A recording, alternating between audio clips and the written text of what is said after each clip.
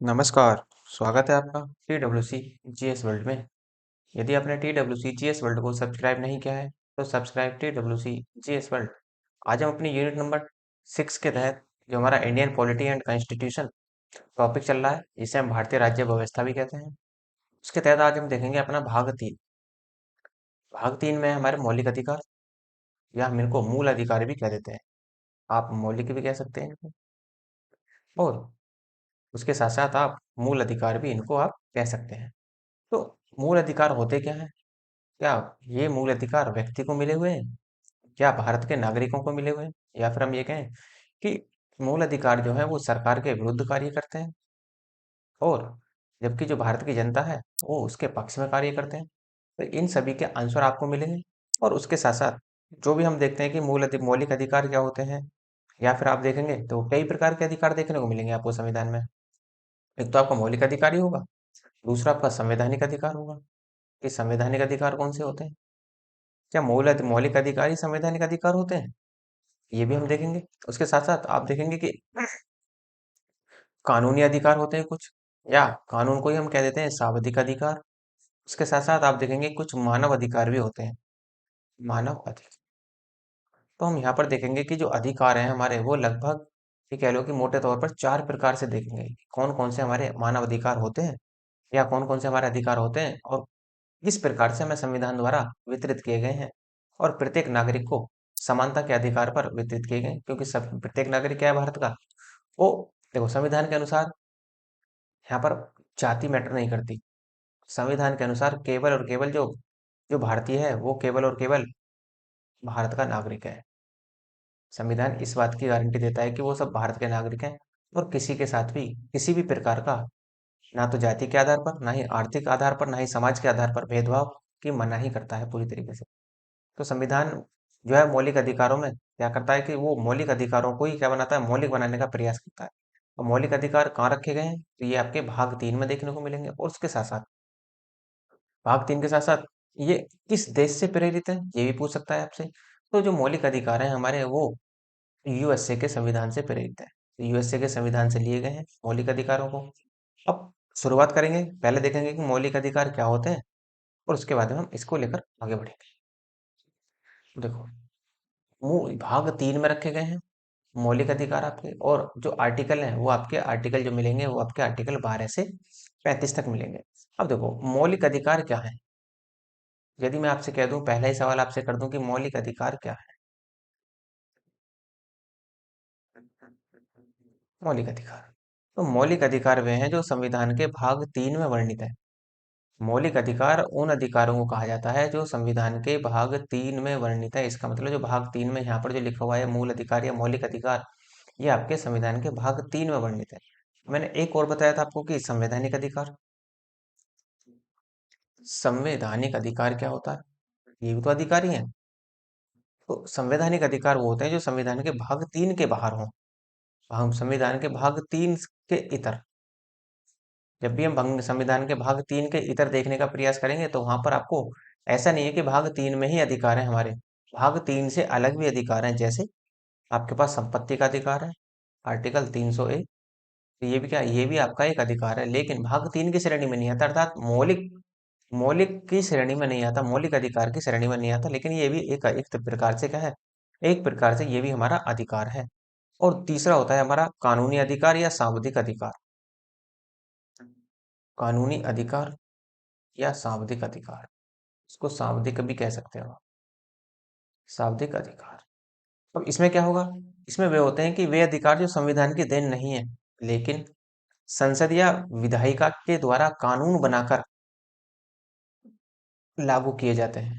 उन्हीं को ही हम क्या कहते हैं, सांविधिक अधिकार कहते हैं। जैसे फॉर एग्जाम्पल ले लो, यदि महिलाएं मातृत्व धारण करती हैं, उनको जो छुट्टी दी जाती है वो किस आधार पर दी जाती है, कोई संविधान में इसका कोई वर्णन तो है नहीं, लेकिन ये जो छुट्टी दी जाती है वो कानूनी अधिकार के तहत छुट्टी दी जाती है। ऐसे आप देखेंगे आरटीआई,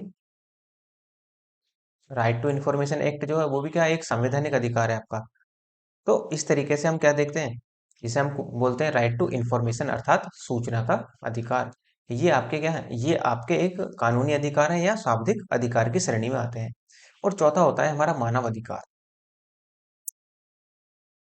मानव अधिकार, तो मानव अधिकार ये जो होते हैं ये व्यक्ति को कैसे प्राप्त किए जाते हैं? देखो, ये वे अधिकार होते हैं जो प्रत्येक व्यक्ति को मानव के नाते प्राप्त हैं। अर्थात यदि कोई व्यक्ति मानव है तो उस नाते उसको प्रकृति द्वारा ही प्राप्त हो जाते हैं।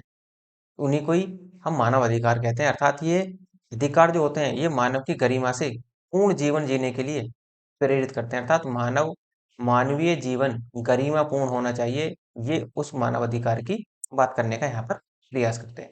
तो चार प्रकार के हमने अधिकार देखे। अच्छा देखो, यदि हम इन चार प्रकार के अधिकारों को और एक्सप्लेन करने का प्रयास करें तो हम यहाँ पर कोई मतलब नहीं बनता। लेकिन यदि हम इन्हें मेंस के पॉइंट ऑफ व्यू से देखेंगे तो यहाँ पर वहां पर हम इन्हें बहुत ज्यादा डिटेल के साथ पढ़ेंगे, कि यहाँ कोई तर्क नहीं बनेगा। क्योंकि वहां पर क्या चाहिए, मेंस में लिखने के लिए आपको होलिस्टिक अप्रोच होनी चाहिए। तो यहाँ पर आपको लिखना तो है नहीं टिक लगाने। तो इसी वजह से बस इतना ही आपके बारे में, इनके बारे में नॉलेज काफी है। क्योंकि जब हम मेंस पढ़ेंगे तो वहां पर आपको ऐसा ना लगे कि यार ये कहाँ से आ गया। तो आपको वहां पर अंदाजा रहेगा कि हाँ कुछ कुछ तो हमने पढ़ रखे हैं, तो कुछ कुछ पढ़ रखे हैं, कुछ ही और ऐड करना है, तो वहां पर आपको एक फ्लो बन जाएगा। इस तरीके से हम लेकर चलेंगे। अब देखते हैं थोड़ा सा, देखो मौलिक अधिकारों की विशेषता भी देख लेते हैं कि मौलिक अधिकारों की विशेषता क्या होती है। तो जब हम विशेषता की बात करते हैं मौलिक अधिकारों में, विशेषता, अब आप देखो मौलिक अधिकार कैसे हैं। मौलिक अधिकार प्राकृतिक अधिकारों की भांति असीमित या निरपेक्ष नहीं है। ये ध्यान रखना कि मौलिक अधिकार यदि आपसे स्टेटमेंट बना के कह दे कि मौलिक अधिकार असीमित है, तो ये स्टेटमेंट गलत हो जाएगी। क्योंकि मौलिक अधिकार जो है वो सीमित है, असीमित नहीं है। इनको घटाया या बढ़ाया जा सकता है और संसद चाहे तो विशेष संशोधन के तहत इन्हें खत्म भी कर सकती है। फिर और भी आप विशेषता में, आप पहली विशेषता होगी हमारी कि मौलिक अधिकार जो है वो असीमित है। दूसरी विशेषता क्या कहती है? दूसरी विशेषता कहती है कि अधिकांश मौलिक अधिकारों का स्वरूप नकारात्मक है। जैसे आप देखते हैं कि अस्पृश्यता की मनाही है, उसी के साथ साथ समानता का कोई उल्लंघन नहीं करेगा, स्वतंत्रता का कोई उल्लंघन नहीं करेगा, तो ये क्या है? तो वहां पर नहीं नहीं ज्यादातर मिलते हैं आपको। तो अधिकांश मौलिक अधिकारों का जो स्वरूप है वो नकारात्मक रूप में देखने को मिलता है आपको। यद्यपि कुछ मौलिक अधिकार सकारात्मक भी हैं, कुछ मौलिक अधिकार आपको वहां पर सकारात्मक भी देखने को मिलेंगे। और देखो, जैसे जैसे आप देखें मौलिक अधिकार परिवर्तनीय है। परिवर्तनीय का मतलब तीसरा जो पॉइंट बनता है आपका, मौलिक अधिकार जो है हमारे परिवर्तनीय होंगे। परिवर्तनीय का मतलब इनमें चेंजिंग किया जा सकता है। अर्थात मौलिक अधिकार संशोधनीय है। मौलिक अधिकारों में संशोधन किया जा सकता है। ऐसा नहीं है कि जो व्यक्ति को मिल गए एक बार सो मिल गए, नहीं। क्योंकि हमने ऐसा संशोधन पहले भी कर चुके हैं। 44वें संविधान संशोधन 1978 के तहत ही जो हमने 300 ए में जो संपत्ति का अधिकार था वो यहाँ से हटाया था और अनुच्छेद 300 ए में डाला था। तो इसका मतलब क्या है? इसका मतलब सीधा सा है कि मौलिक अधिकार भी आपके संशोधनीय होंगे। तो इस प्रकार से कुछ इसकी विशेषताएं हो जाती हैं। अब थोड़ा सा आगे बढ़ते हैं।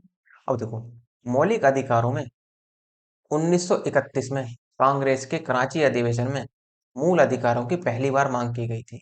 ये थोड़ा सा ध्यान रखना कि मौलिक अधिकारों की मांग सबसे पहले कहाँ की गई, तो 1931 में कांग्रेस के कराची अधिवेशन में।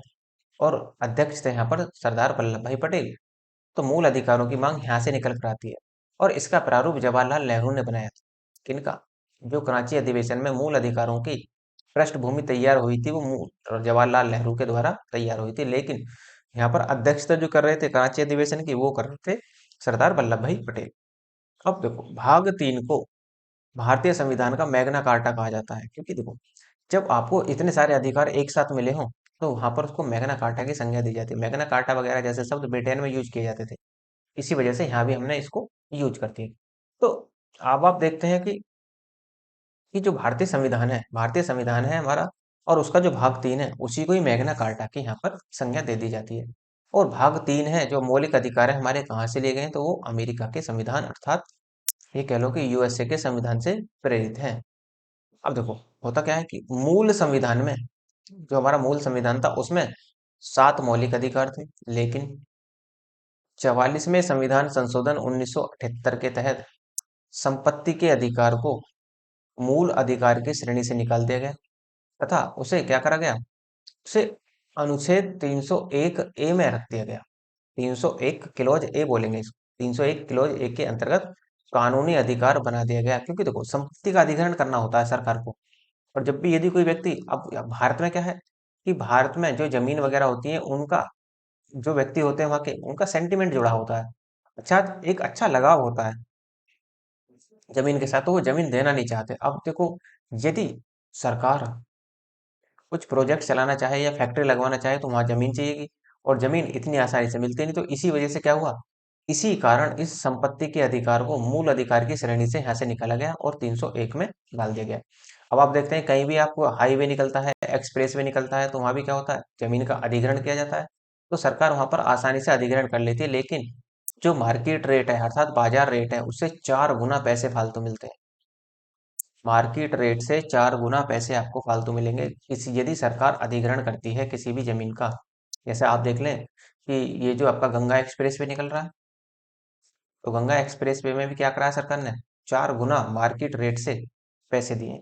तो जब जाकर क्या हुआ, जमीन का अधिग्रहण हुआ है। तो इसी प्रकार से आप देखते हैं 1978 में संपत्ति के अधिकार को निकाल दिया गया। इसके साथ साथ 31 और अनुच्छेद 19F को भी हटाया गया था। इसको भी जब हम अनुच्छेद 19 पढ़ेंगे और 31 पढ़ेंगे तो वहां भी आपको ये देखने को नहीं मिलेंगे, तो ये भी हटाए गए थे यहाँ से। अनुच्छेद 19 में क्या है, 19 में स्वतंत्रता का अधिकार। स्वतंत्रता का अधिकार कैसे बनता है, वहां पॉइंट बाई पॉइंट देखेंगे कि सब में अलग अलग पॉइंट बनाए हुए हैं। नेक्स्ट, तो जो मौलिक अधिकार हैं वो हमारे पास कितने हैं, मौलिक अधिकार वर्तमान में 6 हैं, क्योंकि शुरुआत में जब संविधान लागू हुआ था, तो या फिर ये कह लो कि 1978 से पहले संविधान में 7 मौलिक अधिकार थे, 7 थे। लेकिन जब 44वां संविधान संशोधन 1978 हुआ, तो इसके बाद में संपत्ति के अधिकार को मूल अधिकार की श्रेणी से बाहर कर दिया गया। अब देखो, पहला जो हमारा मौलिक अधिकार है वो है समानता का या समता का अधिकार। इसको बोलते हैं समता या समानता का अधिकार। देखो, ये बिल्कुल आपके टिप पर होनी चाहिए, याद होने चाहिए कि कौन सा अनुच्छेद कहाँ तक जाता है आपका, या कौन सा अधिकार किस अनुच्छेद तक आपका सीमित है। तो समता का अधिकार या समानता का अधिकार अनुच्छेद 14 से 18 तक देखने को मिलेगा आपको। उसी तरीके से देखेंगे स्वतंत्रता का अधिकार। स्वतंत्रता का अधिकार जो है वो 19 से 22। तो जो आपको स्वतंत्रताएं दी गई हैं, अनुच्छेद 19 से 22 में आपको स्वतंत्रताएं दी गई हैं। ऐसे आप देखेंगे शोषण के विरुद्ध अधिकार देखने को मिलेगा। तो शोषण के विरुद्ध जो अधिकार होगा वो अनुच्छेद 23 से आपका 24 के बीच होगा। धार्मिक स्वतंत्रता है, तो धार्मिक स्वतंत्रता का जो अधिकार है वो 25 से 28 के बीच मिलेगा। ऐसे आप देखेंगे संस्कृति और शिक्षा का अधिकार है, तो अनुच्छेद 29 से वो 30 के बीच में है। और संवैधानिक उपचारों का जो अधिकार होगा वो आपका आर्टिकल 32 होगा। और आर्टिकल 32 को ही अंबेडकर साहब ने संविधान की आत्मा कहा है। संविधान की आत्मा किसने कहा है, तो अंबेडकर साहब ने इसे संविधान की आत्मा का रूप दिया है। क्यों, क्योंकि जो मूल अधिकारों की या संवैधानिक उपचारों का अधिकार है, या जो अधिकारों की रक्षा है, जो हमारे पास ये अधिकार है, इनकी रक्षा का जो दायित्व है वो अनुच्छेद 32 के तहत ही है। और अनुच्छेद 32 के तहत ही सुप्रीम कोर्ट 5 प्रकार के रिट जारी करता है। अब कौन कौन सी रिट होती हैं वो हम आगे चलकर देखेंगे, जैसे हम अनुच्छेद 32 पर पहुंचेंगे तो आपको वहां भी अंदाजा लग जाएगा कि कितने प्रकार से किस प्रकार के रिट यहाँ पर काम करती हैं। नेक्स्ट, अब देखो वन बाई वन हम इनको सबको देख लेते हैं कि किस तरीके से हम आगे लेकर चलेंगे इन चीजों को। तो देखो, मूल अधिकारों को संयुक्त राज्य अमेरिका से लिया गया, पीछे भी हमने देखा था इसमें। अब यहाँ पर देखते हैं कि मूल अधिकार अनुच्छेद आपका 12। अनुच्छेद 12 क्या कहता है, अनुच्छेद 12 कहता है कि इसमें निम्न तथ्यों को शामिल किया जाता है। अर्थात अनुच्छेद 12 का मतलब ये है, अनुच्छेद 12 में आप सीधा सा मोटे तौर पर याद रखना कि राज्य की परिभाषा का वर्णन किया गया है। राज्य की परिभाषा, तो राज्य की परिभाषा किसमें दी हुई है, तो राज्य की परिभाषा अनुच्छेद 12 में दी हुई है। क्या क्या कहते हैं राज्य की परिभाषा के अंतर्गत, क्या क्या आते हैं, भारत की संसद इसके तहत आती है। भारत की संसद में कौन कौन, जैसे आप देखते हैं लोकसभा, इसी में आती है आपकी राज्यसभा, और इसी के तहत आते हैं हमारे राष्ट्रपति। तो भारत की जो संसद है उसका निर्माण किसके तहत होता है, तीन तीन के तहत होता है, लोकसभा, राज्यसभा और राष्ट्रपति के द्वारा। तो जो राज्य की परिभाषा के तहत संसद को शामिल किया जाता है, भारत की सरकार को शामिल किया जाता है। उसके साथ साथ आप देखते हैं राज्य की सरकारों को शामिल किया जाता है। तो राज्य की सरकारों में भी आप देखते हैं एक आपका, जिसे हम कहते हैं विधानमंडल, तो इसमें विधानमंडल में कौन होगा, विधानसभा। दूसरी होती है विधान परिषद, ये ऑप्शनल है, ये हो भी सकती है और नहीं भी। और तीसरे होते हैं हमारे राज्यपाल। अर्थात विधानमंडल बनने के लिए दो का होना तो अनिवार्य है, राज्यपाल और विधानसभा, बिना इन दोनों के नहीं बनने की। ऐसे आप देखते हैं स्थानीय प्राधिकार, स्थानीय प्राधिकार में आपका स्थानीय स्वशासन आ जाता है, जैसे आपकी ग्राम पंचायत, ये आप ध्यान रखेंगे। और नगर पंचायत, तो सब आपके ये स्थानीय प्राधिकार के तहत ही आते हैं। राज्य का विधानमंडल इसी में ही शामिल होगा। और अन्य प्राधिकारी भी होते हैं, जैसे यूनिवर्सिटी, भारत सरकार की कंपनियां जैसे सेल, नालको, ये सब आपकी अनुच्छेद 12 के तहत ही राज्य की परिभाषा के अंतर्गत ही सारी की सारी ये आती हैं। नेक्स्ट देखो। अब देखो, यहाँ पर नोट है कि राज्य नहीं माना गया। किसको राज्य नहीं माना गया? न्यायालय और एनसीईआरटी, अर्थात ये कह लो कि जो हमारा अनुच्छेद 12 है, आर्टिकल 12 जो है हमारा, आर्टिकल 12 में जो राज्य की परिभाषा दी है, राज्य की परिभाषा के तहत हमारा ना तो न्यायालय आता और ना ही एनसीईआरटी, अर्थात इन दोनों को, राज्य की परिभाषा के तहत दोनों को ही अनुच्छेद 12 से बाहर रखा गया है पूरी तरीके से। अब देखते हैं अनुच्छेद 13। अनुच्छेद 13 क्या कहता है कि राज्य कोई भी ऐसा कानून नहीं बनाएगा जिससे मौलिक अधिकारों का हनन हो। अर्थात राज्य को ये अधिकार नहीं है कि मौलिक अधिकारों के हनन के समय कोई ऐसा, या यदि राज्य कोई ऐसा कानून बना दे जिससे मौलिक अधिकारों का पूरी तरीके से हनन होता है, तो वो राज्य को अधिकार नहीं होगा, पूरी तरीके से इसे ये खारिज कर देता है। और इसी इसी बात से क्या होता है कि 1955 में देखेंगे आप, 1955 में बीकाजी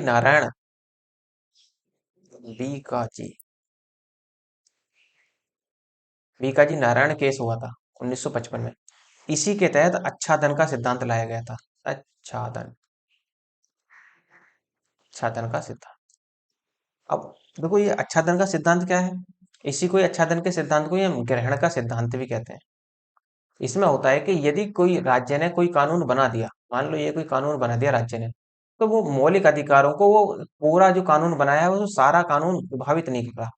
मान लो इतना कानून, इतना ये जो कानून है ये आपका मौलिक अधिकारों को प्रभावित कर रहा है, तो इसे क्या होगा, इसे मौलिक अधिकारों से ढक दिया जाएगा और बाकी जो कानून है ये वाला, इसको लागू कर दिया जाएगा, इसको ढक दिया जाएगा, और इसी को ही आच्छादन का सिद्धांत कहा जाता है। तो यह आच्छादन का सिद्धांत जो आया था वो 1955 में बीकाजी नारायण केस में लागू किया गया था। और लेकिन बाद में क्या हुआ, जो एक केस और बना, दीपचंद बनाम उत्तर प्रदेश केस। दीपचंद बनाम उत्तर प्रदेश केस बना था 1959। इसमें भी कहा गया कि शुरू से असंवैधानिक करार दे दिया जाएगा। अर्थात इसका मतलब क्या है कि जो पूरा ही, यदि कोई व्यक्ति, यदि कोई सरकार कानून बनाती है तो उसे, और यदि वो मौलिक अधिकारों का उल्लंघन करता है, तो उस पूरे को ही, कानून को क्या कर दिया जाएगा, उस पूरे कानून को ही असंवैधानिक घोषित कर दिया जाएगा। कुछ इस तरह के यहाँ पर प्रावधान थे। अब देखो, इसी के तहत कुछ और भी कानून बनते हैं। जैसे आप देखते हैं शंकरी प्रसाद केस आया था, ये आपको ज्यादा पढ़ने की जरूरत नहीं है वरना आप बोर हो जाओगे। शंकरी प्रसाद केस, ये सब मेंस के पॉइंट हो जाते हैं। और दूसरा आया था सज्जन सिंह केस। सज्जन सिंह केस भी आपको देखने को मिलेगा। सज्जन सिंह केस आया था 1965। इसका ध्यान रखना, बस इनका डेट याद रख लेना, कभी कभी मैचिंग कराने के लिए दे देता है पीसीएस वगैरह में, तो ये ध्यान रखना। गोलकनाथ केस आया, गोलकनाथ केस, गोलकनाथ केस जो आया था वो 1967 में आया था। अब इसी गोलकनाथ केस में क्या कह दिया गया था, मौलिक अधिकार संशोधनीय नहीं है, जबकि शंकरी प्रसाद में ये कहा कि मौलिक अधिकार संशोधनीय है। ऐसे ही सज्जन सिंह केस में कहा गया कि मौलिक अधिकार संशोधनीय है, लेकिन जो गोलकनाथ केस आया 1967 में निकलकर, इसमें ये कह दिया सुप्रीम कोर्ट ने कि मौलिक अधिकार संशोधनीय नहीं है। इसी केस में जो हुआ कि भविष्य लक्ष्य अध्यारोहण का सिद्धांत लागू हुआ, कि भविष्य में यदि कोई केस ऐसा बनता है जिसमें परिवर्तन जरूरी है तो उसमें परिवर्तन किया जाएगा। तो इस तरीके के प्रावधान अनुच्छेद 13 में यहाँ पर किए गए थे। अब नेक्स्ट आगे बढ़ते हैं। देखो, इसी में एक और केस बना था, केशवानंद भारती केस। केशवानंद भारती केस में भी यही कह दिया गया कि मौलिक अधिकार संशोधनीय है, और तब से लेकर केशवानंद भारती केस आया था 1973 में। तो केशवानंद भारती केस के तहत ही क्या हुआ, मौलिक अधिकार संशोधनीय है, तो मौलिक अधिकारों में तब से संशोधन आप कर सकते हैं। अर्थात 1973 के बाद में आप मौलिक अधिकारों में संशोधन कर सकते हैं। इसी वजह से क्या हुआ था, इसी वजह से 44वां संविधान संशोधन 1978 में हुआ था, जब जाकर संपत्ति के अधिकार को यहाँ से मूल अधिकार की श्रेणी से बाहर कर दिया गया था। नेक्स्ट, अब देखते हैं हम समता या समता या समानता का अधिकार। समता या समानता का अधिकार क्या कहता है, वन बाय वन देखेंगे। अनुच्छेद 14 क्या कहता है, अनुच्छेद 15 क्या कहता है, वो सबको देखेंगे। तो देखो, समानता का मतलब क्या होता है, सबको एक समान भाव, अर्थात एक ही चश्मे से देखना। सब अर्थात जो भारत का नागरिक है सबको समान अधिकार मिलेंगे यदि कोई भारत का नागरिक है तो। देखो इसमें क्या है, अनुच्छेद 14 कहता है कि यह सभी लोगों पर लागू होता है।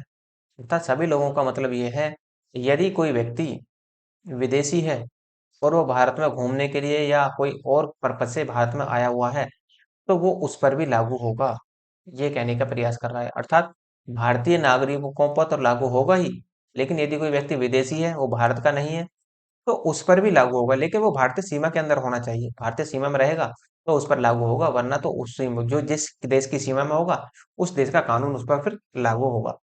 सभी व्यक्तियों के साथ राज्य समान व्यवहार करेगा। ये इसमें अनुच्छेद 14 यही कहता है कि जो राज्य है वो सभी व्यक्तियों के साथ समान व्यवहार का प्रस्ताव रखेगा। अब दूसरा है कि यह अधिकार भारत में रह रहे सभी लोगों को प्राप्त है। अभी पता है, यदि चाहे भारत का कोई नागरिक हो और चाहे वो भारत का क्या हो, चाहे वो भारत का नागरिक ना हो, लेकिन वो यदि भारत में रह रहा है तो वो भारत का नागरिक आपका जो भारत का नागरिक है, भारत का नागरिक है भी नहीं तो भी वो क्या होगा, जो अनुच्छेद 14 है उसको लागू होगा, अर्थात उस पर वो पूरी तरीके से लागू होगा। तो देखो ये कैसी अवधारणा है, यदि हम देखें तो कानून के समक्ष जो समानता का अधिकार है हमारी, ये एक नकारात्मक अवधारणा है पूरी तरीके से। ठीक, तो ये थोड़ा सा ध्यान रखेंगे। अब देखो अनुच्छेद आपका 15 है। अनुच्छेद 15 क्या कहता है, यह सिर्फ भारत के नागरिकों को ही प्राप्त है। तो ध्यान रखना, देखो भारत के नागरिकों को क्या क्या प्राप्त है, भारत के नागरिकों को 15, 16, 19, आप देखते हैं 29, इस तरीके के जो अधिकार हैं आपको वो केवल और केवल भारत के नागरिकों को ही प्राप्त है। तो ये सिर्फ भारत के नागरिकों को प्राप्त है, आपका अनुच्छेद आपका 15 है। तो इसमें क्या है, राज्य निम्न के आधार पर भेदभाव नहीं करेगा किसी भी व्यक्ति के बीच में, चाहे वो धर्म आ जाए, चाहे लिंग आ जाए, या जन्म स्थान या जाति आ जाए, या सार्वजनिक भोजनालय हो जाए। तो यहाँ पर क्या करेगा कि राज्य किसी के साथ भी भेदभाव नहीं करेगा। अर्थात यदि कोई व्यक्ति किसी धर्म को मानना चाहता है तो मानो, इस पे राज्य रोक टोक नहीं लगाएगा। लेकिन यदि जबरदस्ती धर्मांतरण किया जा रहा है तो वहां पर राज्य रोक टोक लगा सकता है। यह ध्यान रखेंगे, क्योंकि आप अपनी इच्छा अनुसार किसी भी धर्म को माने या किसी भी धर्म को, नए धर्म को अपना लें, ये आपकी अपनी इच्छा पर निर्भर करता है। बाकी राज्य इसमें कोई रोक टोक नहीं करेगा, लेकिन यदि आपको जबरदस्ती धर्मांतरण किया जा रहा है तो वहां पर राज्य रोक टोक लगाएगा और राज्य उस पर प्रतिबंध भी लगा सकता है। तो इस तरीके के जो प्रावधान थे वो अनुच्छेद 15 में आपको देखने को यहाँ पर मिल जाएंगे। नेक्स्ट देखो, अब लिंग है, साथ ये कि लिंग के आधार पर भी, जैसे कोई मेल है कोई फीमेल है, तो इसके आधार पर भी आपको भेदभाव नहीं किया जाएगा। यदि मान लो यदि कोई मेल और फीमेल दोनों ही किसी कंपनी में काम करते हैं, दोनों एक ही पोस्ट पर हैं, तो ऐसा नहीं होगा कि इनको अलग अलग वेतन दिया जाएगा, समान कार्य के लिए समान ही वेतन दिया जाएगा, ये कहने का प्रयास कर रहा है। या स्थान जाति या सार्वजनिक भोजनालय, अब ये होगा कि आप नीची जाति के हो, आपको यहाँ पर भोजन खाने की अनुमति नहीं है, भोजन की अनुमति नहीं हो ऐसा नहीं, इस बात को कहकर वो नहीं रोक सकता। हाँ, एक वो अलग बात है कि आपके पास पैसे नहीं है तो वहां पर अलग पंगा हो जाता है, लेकिन यदि वो ये कहता है कि आप नीची जाति के हो तो यहाँ पर आपको भोजन नहीं करवाया जाएगा, तो ये आपके अधिकारों का हनन होगा। इस तरीके की कंडीशन अनुच्छेद 15 में यहाँ पर देखने को मिलती है। और अनुच्छेद 15 में कई क्लोज देखने को मिलेंगी। जैसे आप देखते हैं अनुच्छेद 15 में 15(1) देखने को मिलेगा। इसमें तो 15(1) में तो यही है कि राज्य जो है वो धर्म, लिंग, जन्म स्थान, जाति, सार्वजनिक भोजनालय आदि के स्थान पर भेदभाव नहीं करेगा। और जो 15(2) है आपका, 15 क्लोज 2 जो है वो कहता है कि नागरिकों सार्वजनिक स्थलों पर, जैसे आप कहाँ जाते हो, पार्क में घूमने जाते हो, सड़क पर घूमने जाते हो, तो ये आपको अधिकार है, इस पर आपको रोक टोक नहीं है। या फिर यदि कोई उच्च जाति के लोग जहाँ रहते हो और यदि कोई वहां पर निम्न जाति का लोग पहुंच जाए तो वहां पर भी आपको नहीं रोका जा सकता, क्योंकि ये पहले भेदभाव होता था इस तरह का, लेकिन वर्तमान में इस तरह का भेदभाव नहीं है। अब जो 15 है और उसकी क्लॉज जो है 3, वो कुछ और ही कहती है कि अनुच्छेद 15 की क्लॉज जो 3 है वो कहती है कि भेदभाव किया जा सकता है। कब? कब ये भेदभाव किया जाएगा आपका महिलाओं और बच्चों के लिए, यदि स्पेशल पावर दी जानी है या फिर स्पेशल एक्ट के तहत किसी की महिला की सुरक्षा का दायित्व निर्वहन करना है, तो वहां पर क्या होगा, इन समानता के अधिकार का हनन हो सकता है। ये देखो, सभी को तो सिक्योरिटी की आवश्यकता नहीं होती, किसी किसी को होती है। तो महिलाओं और बच्चों के संदर्भ में भेदभाव किया जा सकता है, अनुच्छेद आपका 15(3) ये कहने का यहाँ पर प्रयास कर रहा है। तो इस तरीके से यहाँ से कुछ कंडीशन यहाँ पर निकल कर आती हैं। और आप देखते हैं कि आप अनुच्छेद 15 का क्लोज 6, यदि आप 15 का क्लोज 6 देखेंगे तो यहाँ पर आपको देखने को मिलेगा ईडब्ल्यूएस। तो ईडब्ल्यूएस आपका यहीं से निकल कर आता है। ईडब्ल्यूएस मतलब इकोनॉमिकल वीकर सेक्शन। तो इकोनॉमिकल वीकर सेक्शन को कब जोड़ा गया था? तो 2019 में जोड़ा गया था इसको। 103वें संविधान संशोधन के तहत इकोनॉमिकल वीकर सेक्शन को 10% का आरक्षण यहाँ पर दिया गया था। ये स्पेशल एक्ट के तहत दिया गया था। तो ध्यान रखेंगे कि जो ईडब्ल्यूएस का प्रावधान है वो संविधान के किस अनुच्छेद में किया गया है? तो अनुच्छेद 15 में। और यदि अनुच्छेद 15 में वो उसने क्लॉज बांट दी तो आप ध्यान रखेंगे कि अनुच्छेद 15 की क्लॉज 6 में इस तरह का प्रावधान किया गया है। नेक्स्ट, तो देखो आगे कहता है वो कि अनुच्छेद 16, राज्य सभी नागरिकों को सरकारी नियोजन में समान अवसर प्रदान करेगा। इसका मतलब ये है कि सभी के लिए समान अवसर प्रदान किए जाएंगे। वो किस तरीके से समान अवसर प्रदान किए जाएंगे वो जरा देखो, किस तरीके से देखेंगे। देखो जो इसमें होगा आपका, इसमें कास्ट वाइज, कास्ट वाइज क्या है कि सरकारी नियोजन में समानता दिखाई जाती है। देखते हैं ना आप, अक्सर जब भी वैकेंसी निकलती है, गवर्नमेंट जॉब निकलती है, तो उसमें आपको खुलासा कर दिया जाता है कि जनरल में इतनी वैकेंसी है, ओबीसी में इतनी है, एससी में इतनी है, एसटी में इतनी है, कोई स्वतंत्रता सेनानी है तो उसके लिए इतनी है। तो वहां पर भी आरक्षण का मामला वहां पर भी निकल कर आता है। तो आरक्षण का जो मामला छिपा हुआ है कहाँ है वो आरक्षण का मामला भी आपका अनुच्छेद 16 में छिपा हुआ है। और इसी अनुच्छेद 16 के तहत ही प्रथम पिछड़ा वर्ग आयोग का गठन किया गया था। प्रथम पिछड़ा वर्ग आयोग ये किया गया था आपका 1953 में। तो प्रथम पिछड़ा वर्ग आयोग का गठन जो हुआ था वो पहली बार हुआ था 1953 में। फिर दूसरा पिछड़ा वर्ग आयोग का गठन हुआ, द्वितीय पिछड़ा वर्ग आयोग। जो दूसरा पिछड़ा वर्ग आयोग था इसका जो गठन हुआ था वो हुआ था 1979 में। ये इसका गठन किया गया था और इसके जो अध्यक्ष बने थे वो बने थे बीपी सिंह। और इसी वजह से इस द्वितीय पिछड़ा वर्ग आयोग को बीपी मंडल भी कहा जाता है। तो ध्यान रखना है कि बीपी मंडल किसे कहा जाता है? तो बीपी मंडल द्वितीय पिछड़ा वर्ग आयोग को ही कहा जाता है। लेकिन इस समय सरकार थी 1979 की बातें हैं, 1979 के आसपास की। तो 1979 में सरकार थी मोरारजी देसाई की, गैर कांग्रेसी सरकार बनी थी यहाँ पर। तो इसी गैर कांग्रेसी सरकार ने इस मंडल आयोग की सिफारिशों को नहीं माना और इनको अलग कर दिया गया। और जब इनको नहीं माना गया तो इसी में देखो, ये जो मंडल आयोग था, ये द्वितीय पिछड़ा वर्ग आयोग था, इसमें 3743 जातियों को लिस्ट किया गया था इसके अंदर। और ये जो 3743 जातियां हैं ना, ये भारत का 52% जनसंख्या थी। ये भारत की 52% जनसंख्या का प्रतिनिधित्व करती थी। लेकिन इस दौरान इनको नहीं माना गया और 1900 इसके बाद में क्या होता है, इनकी सरकार गिर जाती है मोरारजी देसाई साहब की। और उसके बाद में सरकार फिर से किसकी आ जाती है? कांग्रेस की। और जो कांग्रेस की सरकार आ जाती है तो फिर से क्या हुआ, फिर से इसमें पंगा खड़ा हो जाता है। लेकिन बाद में क्या हो जाता है कि 1990 के आसपास आते आते, जब आप 1990 के आसपास आएंगे तो यहाँ पर जो पीएम बनते हैं वो बनते हैं विश्वनाथ सिंह। विश्वनाथ प्रताप सिंह यहाँ पर से पीएम बनते हैं और यही क्या करते हैं, यहाँ पर ओबीसी के लिए 27% का आरक्षण निर्धारित कर देते हैं। तो इस प्रकार से यहाँ पर ओबीसी के लिए आरक्षण यहाँ से निकल कर आता है आपके लिए। अब देखो, यदि हम मेंस के लिए पढ़ेंगे, फिर से मैं एक बार बता देता हूँ, तो इसे हम बहुत डिटेल के साथ पढ़ेंगे वहां पर। ऐसा नहीं पढ़ेंगे, बस एक मैं आपको मोटा मोटा आंकड़ा दे रहा हूँ कि हाँ, कि हमारी जो रिजर्वेशन है वो कहाँ से निकल कर आता है। वो रिजर्वेशन हमारा सारा का सारा रिजर्वेशन यहीं से निकल कर ही आता है। तो इस तरीके से ओबीसी को यहाँ पर आरक्षण का प्रावधान कर दिया गया।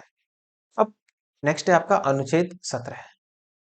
अनुच्छेद 17 कहता है कि इसमें अस्पृश्यता का अंत है, अर्थात छुआछूत वाला जो अंत होता है। किसी जैसे पहले देखते हैं ना कि छुआछूत को नीची जाति का है तो उच्च उच्च जाति के व्यक्ति को वो छू भी नहीं सकता था। और पहले इस तरह से का भी प्रावधान था कि यदि कोई व्यक्ति नीची जाति का है और यदि वो किसी ऊंची जाति के घर में भी प्रवेश नहीं कर सकता था, वो बाहर से ही, यदि कोई काम है तो बाहर से ही आवाज लगाएगा। जब कोई अंदर से व्यक्ति बाहर आएगा, जब उसकी बात को सुनेगा, लेकिन उसे उसके मकान में भी अंदर जाने की कोई अनुमति नहीं थी पूरी तरीके से। तो इस तरीके की छुआछूत को या इस तरीके के अस्पृश्यता को खत्म करने के लिए संविधान में इस तरह का प्रावधान लाया गया। अर्थात जो अनुच्छेद 17 है ये बहुत ज्यादा इंपॉर्टेंट है, ध्यान रखना। अस्पृश्यता का अंत जो है वो यहाँ होता है, अर्थात छुआछूत के आधार पर कोई भी व्यवहार दंडनीय अपराध है। यदि आप इस तरह का कोई भी अपराध करते हैं तो आपके लिए वो दंडनीय अपराध होगा और इसके लिए आपको सजा का भी प्रावधान है। जैसे मान लो यदि कोई व्यक्ति पहली बार अस्पृश्यता दिखाता है, यदि कोई व्यक्ति पहली बार अस्पृश्यता दिखा रहा है तो उसके लिए कानून के द्वारा 1 महीने से 6 मंथ की सजा का प्रावधान है। और 100 रुपए से लेकर आपको 500 रुपए तक का जुर्माना भी दिया जा सकता है यदि आप अस्पृश्यता दिखाते हैं तो। लेकिन यदि आप दूसरी बार अस्पृश्यता दिखाते हैं तो उसके लिए आपको 6 महीने से 1 साल तक का सजा का प्रावधान है। उसी के तहत क्या होगा, इसके साथ साथ आपको 200 रुपए से 500 रुपए तक का यहाँ पर जुर्माना देना पड़ सकता है। यदि कोई व्यक्ति तीसरी बार यहाँ पर क्या करता है, तीसरी बार फिर से वही अस्पृश्यता दिखाने का प्रयास करता है, तो उसके लिए फिर 1 वर्ष से 2 वर्ष तक की सजा का प्रावधान है। और इसके साथ साथ 500 रुपए से लेकर 1,000 रुपए तक का जुर्माना भी आपसे लिया जा सकता है। तो यदि अस्पृश्यता संबंधी निवारण के संबंध में देखा जाए, आपको 3 प्रकार से आपको वहां पर सजा का प्रावधान दिया है। और ये जो है अस्पृश्यता निवारण अधिनियम जो लाया गया था वो 1955 में लाया गया था, 1955 में। लेकिन 1976 में इसका नाम बदल दिया गया और नाम बदलकर इसका नागरिक अधिकार संरक्षण अधिनियम कर दिया गया था। तो इतना ही आपको इसके बारे में ध्यान रखना है। अस्पृश्यता का वर्णन जो है वो अनुच्छेद में, किस अनुच्छेद में किया गया है और इससे संबंधित क्या क्या प्रावधान है, तो ध्यान रखेंगे। यदि कोई व्यक्ति पहली बार अस्पृश्यता दिखाता है तो उसके लिए 1 माह से 6 माह तक का सजा का प्रावधान और 100 रुपए से 500 रुपए तक का जुर्माना। यदि कोई व्यक्ति दूसरी बार अस्पृश्यता दिखाता है तो 6 माह से 1 वर्ष तक का कारावास, सजा का प्रावधान या 200 रुपए से 500 रुपए तक का जुर्माना। उसके साथ साथ यदि कोई व्यक्ति तीसरी बार में क्या करता है कि फिर से अस्पृश्यता दिखाने का प्रयास करता है तो 1 वर्ष से 2 वर्ष तक का सजा का प्रावधान और उसके साथ साथ 500 रुपए से 1,000 रुपए तक का जुर्माना। और यदि कोई व्यक्ति बार बार इसी बात को दोहराता है तो जो तीसरी कंडीशन है आपकी, अर्थात 1 वर्ष से 2 वर्ष तक की सजा का प्रावधान, ये बार बार लगेगा। ये ध्यान रखना, बस यहीं से आपकी बार बार हो जाती है शुरुआत, यहाँ से हो जाती है। तो ध्यान रखेंगे अस्पृश्यता अधिनियम कब लाया गया, तो अस्पृश्यता अधिनियम 1955 में लाया गया। परिवर्तन, इसका नाम बदला गया 1976 में, नागरिक अधिकार संरक्षण अधिनियम यहाँ पर कर दिया गया। नेक्स्ट है आपका अनुच्छेद 18। अनुच्छेद 18 में देखें तो उपाधियों का अंत देखने को मिलता है। तो उपाधियों का अंत किस प्रकार से होता है, उपाधियों का अंत भी देखो, ये कहा जाता है कि भारतीय संविधान में कि कोई भी व्यक्ति जो भारत का नागरिक है वो उपाधि नहीं लेगा। और यदि कोई भारतीय व्यक्ति विदेशों से उपाधि लेना चाहता है तो उसे पहले राष्ट्रपति की अनुमति लेनी होगी। तो यहाँ पर इस तरह की और उपाधियां होती क्या है, अब देखो दो चीजों को छोड़ दो इसमें, एक तो शिक्षक, शिक्षा के क्षेत्र में उपाधि दी जा सकती है। दूसरी आपकी जो होता है सेना के क्षेत्र में भी उपाधि दी जाती है। और शिक्षा, दो चीजों पर बैन नहीं है, बाकी सभी पर बैन है। अर्थात किसी पर्सनल व्यक्ति को दी जाने वाली ही उपाधि होती है। जैसे अंग्रेजों ने गांधी जी को दी थी केसरे हिंद की उपाधि, तो ये अंग्रेजों के द्वारा दी गई थी केसरे हिंद की उपाधि। और सम्मान जो होता है वो देश के हित के लिए किया गया कार्य होता है और सम्मान किसी को भी दिया जा सकता है। पुरस्कार आप ले सकते हैं लेकिन उपाधि आप नहीं ले सकते। जैसे आप देखते हैं अर्जुन पुरस्कार, जैसे आप देखते हैं भारत रत्न, पद्म विभूषण, पद्म भूषण, पद्मश्री, इस तरह के पुरस्कारों की जो शुरुआत होती है वो भारत में 1954 से होती है। और इसी को देखते हुए ये इस तरीके की शुरुआत यहाँ पर की गई थी। अब देखो इसी में क्या होता है कि सम्मान क्या होता है, देश के हित के लिए किया गया कार्य ही आपका सम्मान होता है। यह भी बताया आपको कि जो 1954 में किन किन पुरस्कारों की शुरुआत हुई, तो भारत रत्न, पद्म विभूषण, पद्म भूषण और पद्मश्री जैसे पुरस्कारों की भारत में शुरुआत हुई थी। अब ये देखो नोट है एक आपका कि राज्य सेना और शिक्षा को छोड़कर उपाधि प्रदान नहीं करेगा। ये ध्यान रखेंगे कि सेना को छोड़ दिया जाए और शिक्षा को छोड़ दिया जाए तो यहाँ पर उपाधि का प्रावधान नहीं है। भारत सरकार की परमिशन के बिना कोई भी भारतीय नागरिक अन्य देश की उपाधि के, कोई भी अन्य देश से उपाधि धारण नहीं कर सकता। कोई भी व्यक्ति जो भारत का नागरिक है यदि कोई अन्य देश से उपाधि धारण कर रहा है तो पहले उसे सरकार से परमिशन लेनी होगी, उसके बाद ही वो क्या होगा, उसके बाद ही वो वहां पर आके उसको ले सकता है। नेक्स्ट देखो, नेक्स्ट हमारा स्वतंत्रता का अधिकार। स्वतंत्रता का अधिकार अर्थात अनुच्छेद 19 से 22 तक हम इसे देखेंगे कि 19 से 22 तक क्या होता है। वन बाई वन हम इनको देखने का प्रयास करेंगे। जैसे अनुच्छेद 19, अनुच्छेद 19 में देखो निम्न प्रावधान किए गए, जैसे आप देखते हैं इन्हें आप ऐसे देखना, अनुच्छेद 19 की सब क्लॉज ए, 19 की सब क्लॉज 19 का एक कर लेना इसको, 19 एक का सब क्लॉज, 19 एक का सब क्लॉज बी, ऐसे 19 एक का सब क्लॉज सी, 19 एक का सब क्लॉज डी, 19 एक का आपका सब क्लॉज ई होगा और 19 एक का ही आपका सब क्लॉज एफ, और फिर उसके बाद में जी होगा और उसके बाद में आपका एच होगा। तो ये ध्यान रखेंगे, इस तरीके से बने हुए थे। 19 के ही क्लॉज आपके सामने है। तो देखो वाक और अभिव्यक्ति की स्वतंत्रता होगी आपको। वाक और अभिव्यक्ति की स्वतंत्रता कैसे, कि कहीं भी आपको स्वतंत्र रूप से बोलना है तो आप बोल सकते हैं। और यदि कोई आपको अभिव्यक्ति अपना विचार प्रकट करने हैं, अपने विचार प्रस्तुत करने हैं, तो आप उसके लिए स्वतंत्र हैं। लेकिन आप कहीं भी ऐसे विचार नहीं देंगे जिससे देश की स्वतंत्रता या देश को क्या हो जाए कि देश को एक तरीके से आप आंदोलनकारी के रूप में प्रदर्शित कर दें। इस तरीका का कोई भी भाषण आप नहीं देंगे या कोई भी इस तरह की वाक्य या अभिव्यक्ति आप नहीं करेंगे वहां पर, क्योंकि जो आपका अनुच्छेद एक, जो अनुच्छेद 19 है आपका, इसकी क्लॉज एक है और इसके जो सब क्लॉज ए है, इसमें आपको 8 प्रकार की रुकावटें देखने को मिलती हैं। अर्थात इस पर जो प्रतिबंध लगाए गए हैं वो 8 प्रकार से प्रतिबंध लगाए गए हैं। कौन कौन से, कैसे, कि आप यदि कहीं आप कहीं व्यक्ति कहीं आप बोल रहे हैं, आप अपना भाषण दे रहे हैं, लेक्चर दे रहे हैं, आपको ध्यान रखना है इन आठों की आठों अभिव्यक्तियों का। कौन सी, कि भारत की स्वतंत्रता और अखंडता का आपको ध्यान रखना है, ताकि कभी आप एडवांस ना इतना आगे ना निकल जाए, ताकि आपको यही पता ना लगे कि भारत की स्वतंत्रता और अखंडता वहां पर छीनित हो रही है। उस तरह उसका भी आपको ध्यान रखना है। दूसरा, आपको राज्य की सुरक्षा का पूरा पूरा ध्यान रखना है। कहीं भी आप इस तरह की अभिव्यक्ति नहीं देंगे कि जिससे राज्य की सुरक्षा खतरे में पड़ जाए। उसी तहत विदेशी राज्यों के साथ मित्रतापूर्ण संबंध, फिर आप देखेंगे लोक व्यवस्था, सदाचार या नैतिकता, तो इस तरीके के यहाँ पर प्रतिबंध लगाए गए हैं। दूसरा है, व्यक्ति को अपनी भावनाओं और विचारों को व्यक्त करने का अधिकार होगा। यदि व्यक्ति अपनी भावनाओं और अपने विचारों को व्यक्त करना चाहता है तो वह वो व्यक्त कर सकता है, उसे स्वतंत्रता है, पूर्ण स्वतंत्रता है। लेकिन अपनी भावनाओं और अपने विचारों को आप तभी तक व्यक्त कर सकते हैं जब तक आप दूसरे की भावनाओं को आहत ना करते हैं। यदि आप दूसरे की भावनाओं को आहत करने का प्रयास कर रहे हैं तो फिर वहां पर आपको रोका जा सकता है, और इस प्रकार से रोका जा सकता है कि इस पर दो प्रकार की प्रतिबंध लगाए जा सकते हैं। दो प्रकार से कौन से, वो आपको आपको यहाँ पर जानने की कोई आवश्यकता नहीं है। हालांकि मैं तो ये कहूंगा कि प्रतिबंधों को ध्यान अभी फिलहाल ना रखें तो ही बेहतर है। मेंस के लिए हम ध्यान रखेंगे इनको कि कौन कौन से प्रतिबंध यहाँ पर लिखते हैं। ऐसे ही अनुच्छेद 19 एक, अनुच्छेद 19 का क्लॉज एक सब क्लॉज सी में प्रेस की स्वतंत्रता का अधिकार है। प्रेस की मतलब वाक और व्यक्ति की स्वतंत्रता का अधिकार यही देखने को मिलेगा। प्रेस की स्वतंत्रता का अधिकार जो है ये इससे निम्न प्रावधान जुड़े हुए हैं। यदि हम निम्न प्रावधान की बात करें, देखो एक केस आया था नवीन जिंदल केस। नवीन जिंदल केस का संबंध भी प्रेस की स्वतंत्रता से ही है। नवीन जिंदल केस आया था 2004 में। उसके बाद में आया था Emmanuel case. Emmanuel Emmanuel case आया था 1986 में। ये इस तरीके के आपके कुछ प्रावधान यहाँ पर देखने को मिलेंगे। और उसके बाद में आप देखते हैं शांतिपूर्ण बिना हथियार के सम्मेलन करने का अधिकार आपको दिया गया है। इसका मतलब यह है कि आप बिना हथियार के सम्मेलन कर सकते हैं, लेकिन वो भी शांतिपूर्ण होना चाहिए। शांतिपूर्ण का मतलब यह है कि आप दंगा फसाद नहीं करोगे आंदोलन करने के लिए। जैसे आप देखते हैं किसान आंदोलन हुआ था अभी, 3 कृषि कानूनों को लेकर, जो एमएसपी को लेकर जो बवाल खड़ा हुआ था, उसी में किसानों ने क्या किया था, शांतिपूर्ण आंदोलन किया था।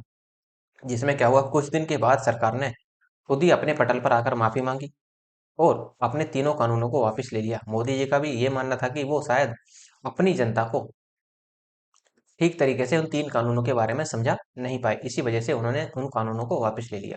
तो शांतिपूर्ण बिना हथियार के आपको आंदोलन या सम्मेलन करने का पूरा अधिकार होगा। लेकिन यदि आप हिंसक तरीके से सम्मेलन करते हैं या हिंसक तरीके से आंदोलन करते हैं और हथियारों के साथ आंदोलन करते हैं, तो वहां पर सरकार को अधिकार है कि उस आंदोलन का दमन किया जा सकता है सरकार के द्वारा। तो लेकिन हमारा जो संविधान है वो हमें बिना हथियार के और शांतिपूर्ण तरीके से सम्मेलन का अधिकार देता है, ना कि हिंसा की तरह। यदि आप हिंसा करोगे तो वहां पर आपको सजा का प्रावधान भी है, लेकिन बिना हिंसा के यदि आप सम्मेलन करोगे, आंदोलन करोगे, तो वहां पर आपको वो आपका अधिकार है, वो संविधान इस तरह का आपको अधिकार देता है। जुलूस निकालने का अधिकार है, लेकिन वही शांतिपूर्ण तरीके से जुलूस निकालोगे आप। ऐसा नहीं करोगे कि भीड़ क्या हो जाए, हिंसक हो जाए। ऐसा काम बिल्कुल नहीं करना है आपको। भारत में कहीं भी संचरण करने का अधिकार है, अर्थात यदि भारत में आप कहीं भी व्यापार करना चाहते हैं, घूमना चाहते हैं, पूरे भारत में कहीं भी, तो आप घूम सकते हैं। कुछ प्रतिबंध हैं आपके पास वो भी, कि जैसे कहीं आपसा लगा हो, AFSPA बोलते हैं इसको, arm force special army act जो होता है ये आपका, तो प्रोटेक्शन एक्ट होता है ये। तो इसके तहत इसे 1958 में लाया गया था। यदि कहीं लगा हुआ, जैसे नागालैंड वगैरह में लग जाता है अक्सर, तो वहां पर आपको वहां से आपको घूमने से रोका जा सकता है। लेकिन आपको नॉर्मली साधारणतः कहीं भी नहीं रोका जा सकता भारत में घूमने से। बिना किसी बाधा के पूरे भारत में घूमने का अधिकार होगा आपको। व्यापार और रोजगार करने की आपको स्वतंत्रता देता है आर्टिकल 19 ही। तो हमारा आर्टिकल 19 ही इतने प्रकार की आपको स्वतंत्रताएं देता है। नेक्स्ट, अनुच्छेद 20 है आपका। अनुच्छेद 20 क्या कहता है? अपराधों के संदर्भ में दोष सिद्ध करने के लिए संरक्षण दिया जाता है।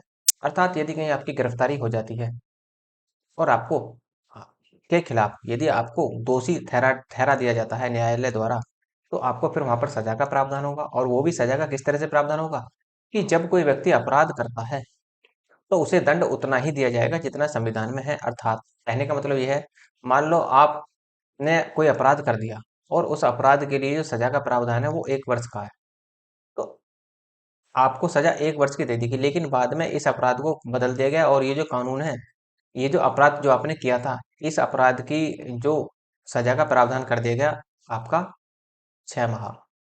तो ऐसा नहीं है कि आपकी जो आपकी सजा 1 वर्ष की बुरी हुई है वो आपको 6 माह में ही पूरी कर दी जाएगी।